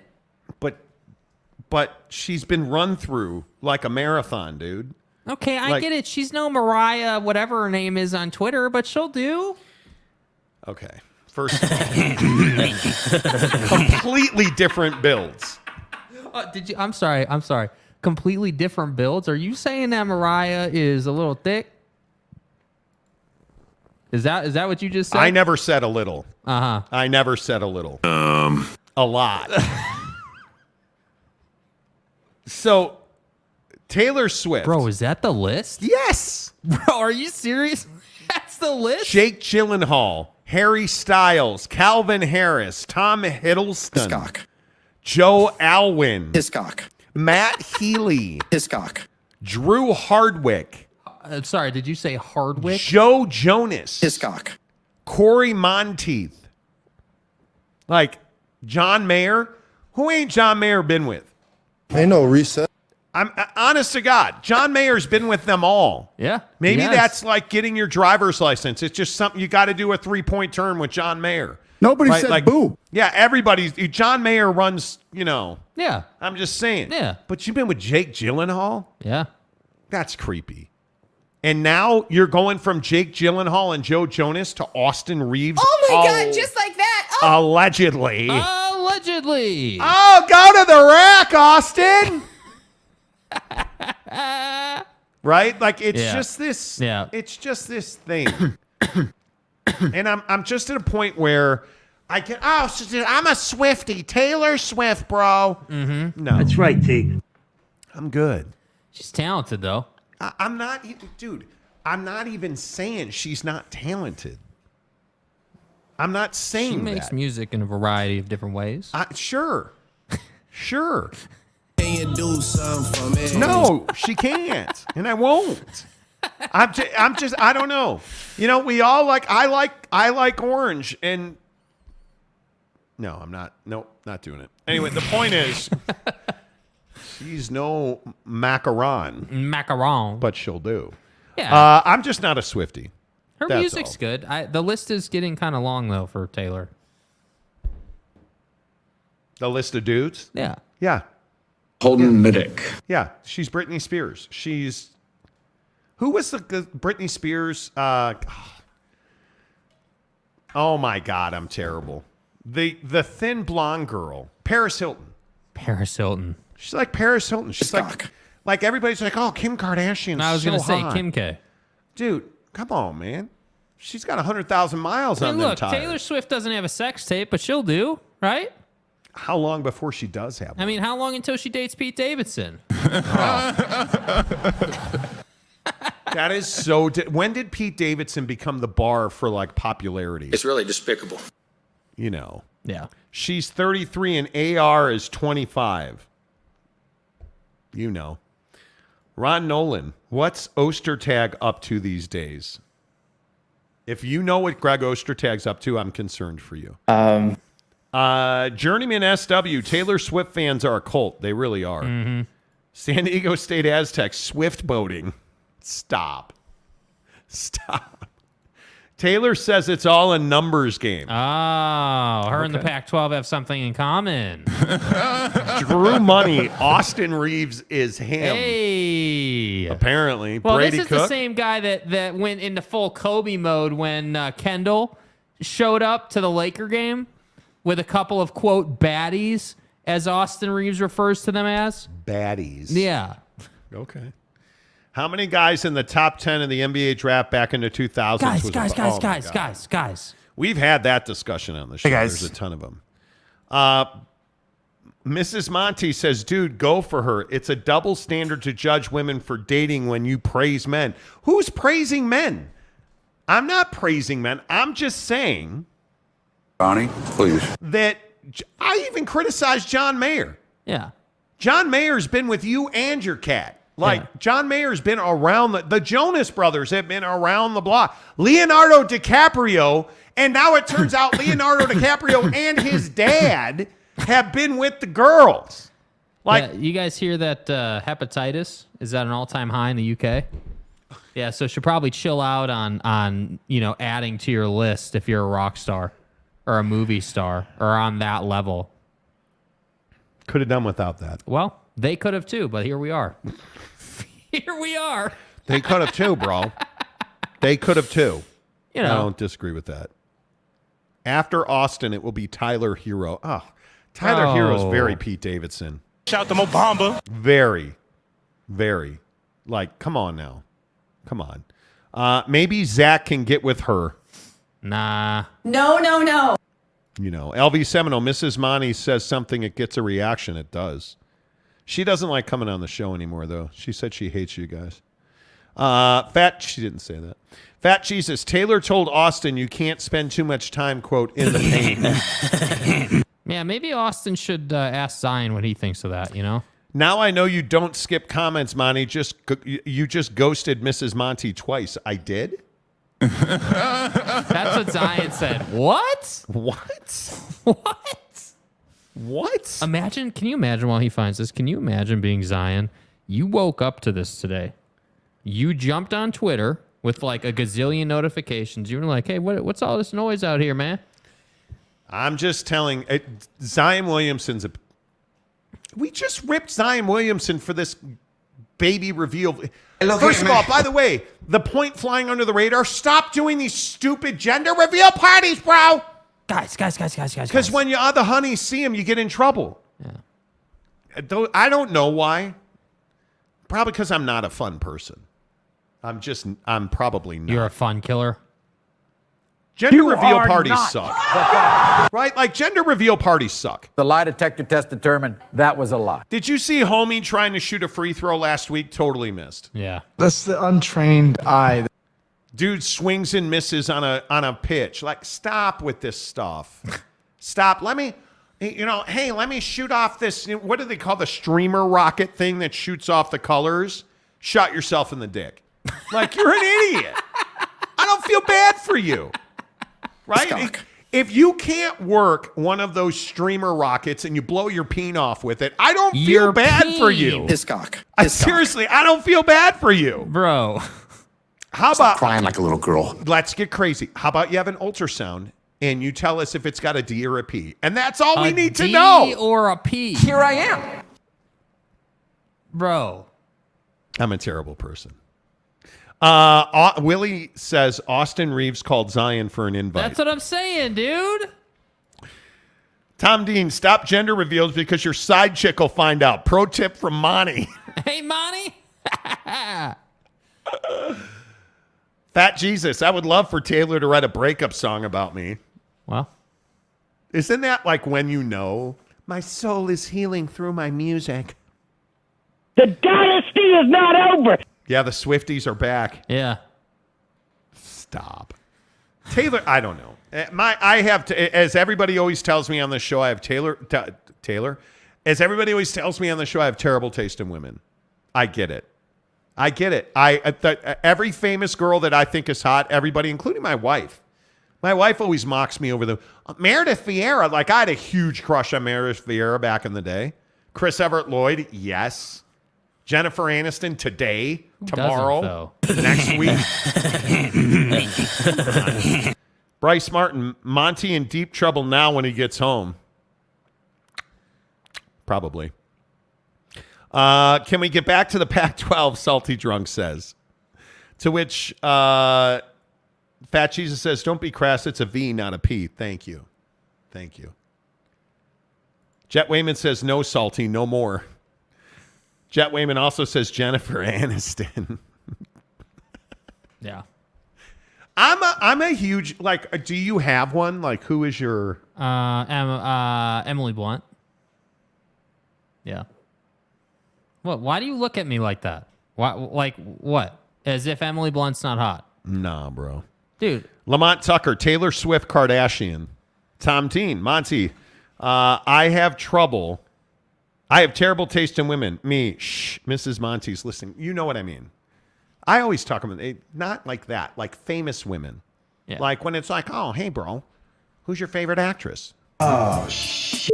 Mila Kunis. Yeah.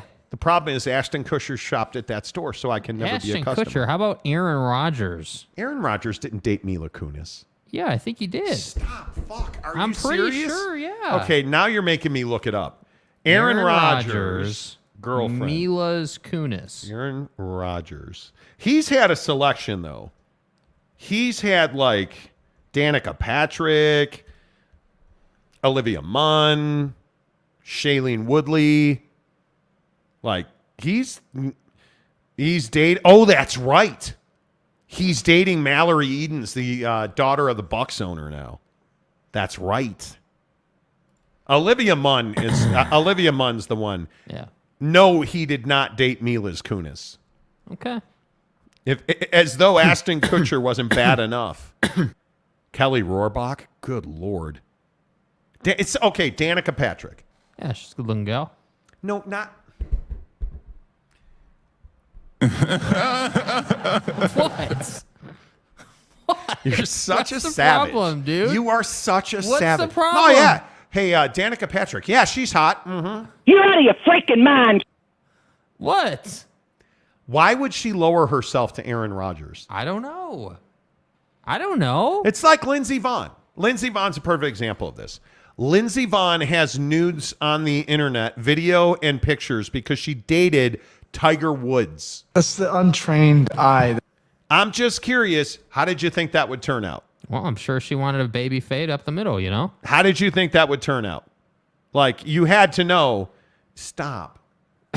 Stop. Notice how he just kept going? Yeah, she played driver the entire time. Yeah, 60-degree wedge out the sand trap. Hole in one. Ha-ha! Stop. Bryce Martin, I still remember those GoDaddy commercials. Everybody does. They're iconic. OG Greg, all right, y'all, got to bounce. See you, Greg. Or Gary. What? See you, Gary. Yeah, who's counting? Jakey Two Holes lusts after Mary Poppins. Wow. Jakey Two Holes. Oh, Scarlett Johansson. Yes. Yep. Yes. Not bad. Yes. Drew, J.K. Marshall, Penelope Cruz, and Eva Mendes. Yeah, Eva Mendes is, yeah. Drew Money, Aaron teaching Zach everything he knows. Right. Okay, so. Guys. Aaron, I need to teach you about Draper MILFs. This is my friend, Teddy Wayman. He's an expert. Who learned? What are you looking at your phone? I'm checking the group. I'm checking the DMs. You look like somebody shot your dog or something. I'm good.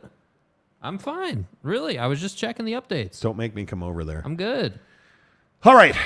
There you go. Yeah. That is the... by the way, I ran into somebody else who has not been to Super Chicks yesterday. How? Have you guys been to Super Chicks? Because I know this has become a thing on this show. The deluxe, I think everybody's pretty well voted on the show. The deluxe is far better than the Bacavo. Okay, why do you lie? I think we've done such a good job of being honest today. Settle down, Canzano. Yeah. Congratulations, but that's bullshit. You know, I was told a couple of months ago that the Bacavo is just a mid. On this take. Yeah, I knew Bacavo was mid several months ago. Somebody told me. Got it. Okay. It's sort of a natural reflex. Maybe we need to do an outing to the Super Chicks in Maybe in Ogden on Riverdale Road. Yeah. Maybe we need to do that because if you have not been to Super Chicks, you guys, we need to hook it up. Yeah. No. Mary J. Blige, stop it. Salty Drunk says, Jake has a scrapbook at home with sticky pages. Okay. Super Chicks, we always talk about them. We do. And that's why I say, like, how are we meeting people who listen to the show who've never been to Super Chicks? That's crazy to me. Kendall Jenner has dated a few NBA dudes. Yeah, a few? you think? A few. Are you kidding me? Lee says, I love Super Chicks. I haven't been to Super Chicks, Bro, Mr. Preston. Dude, come on, man. Come on. Wow. Never been, Jeremy Calzone. Mike Maples, yes, you have. Super Chicks, just name the time. Exactly right.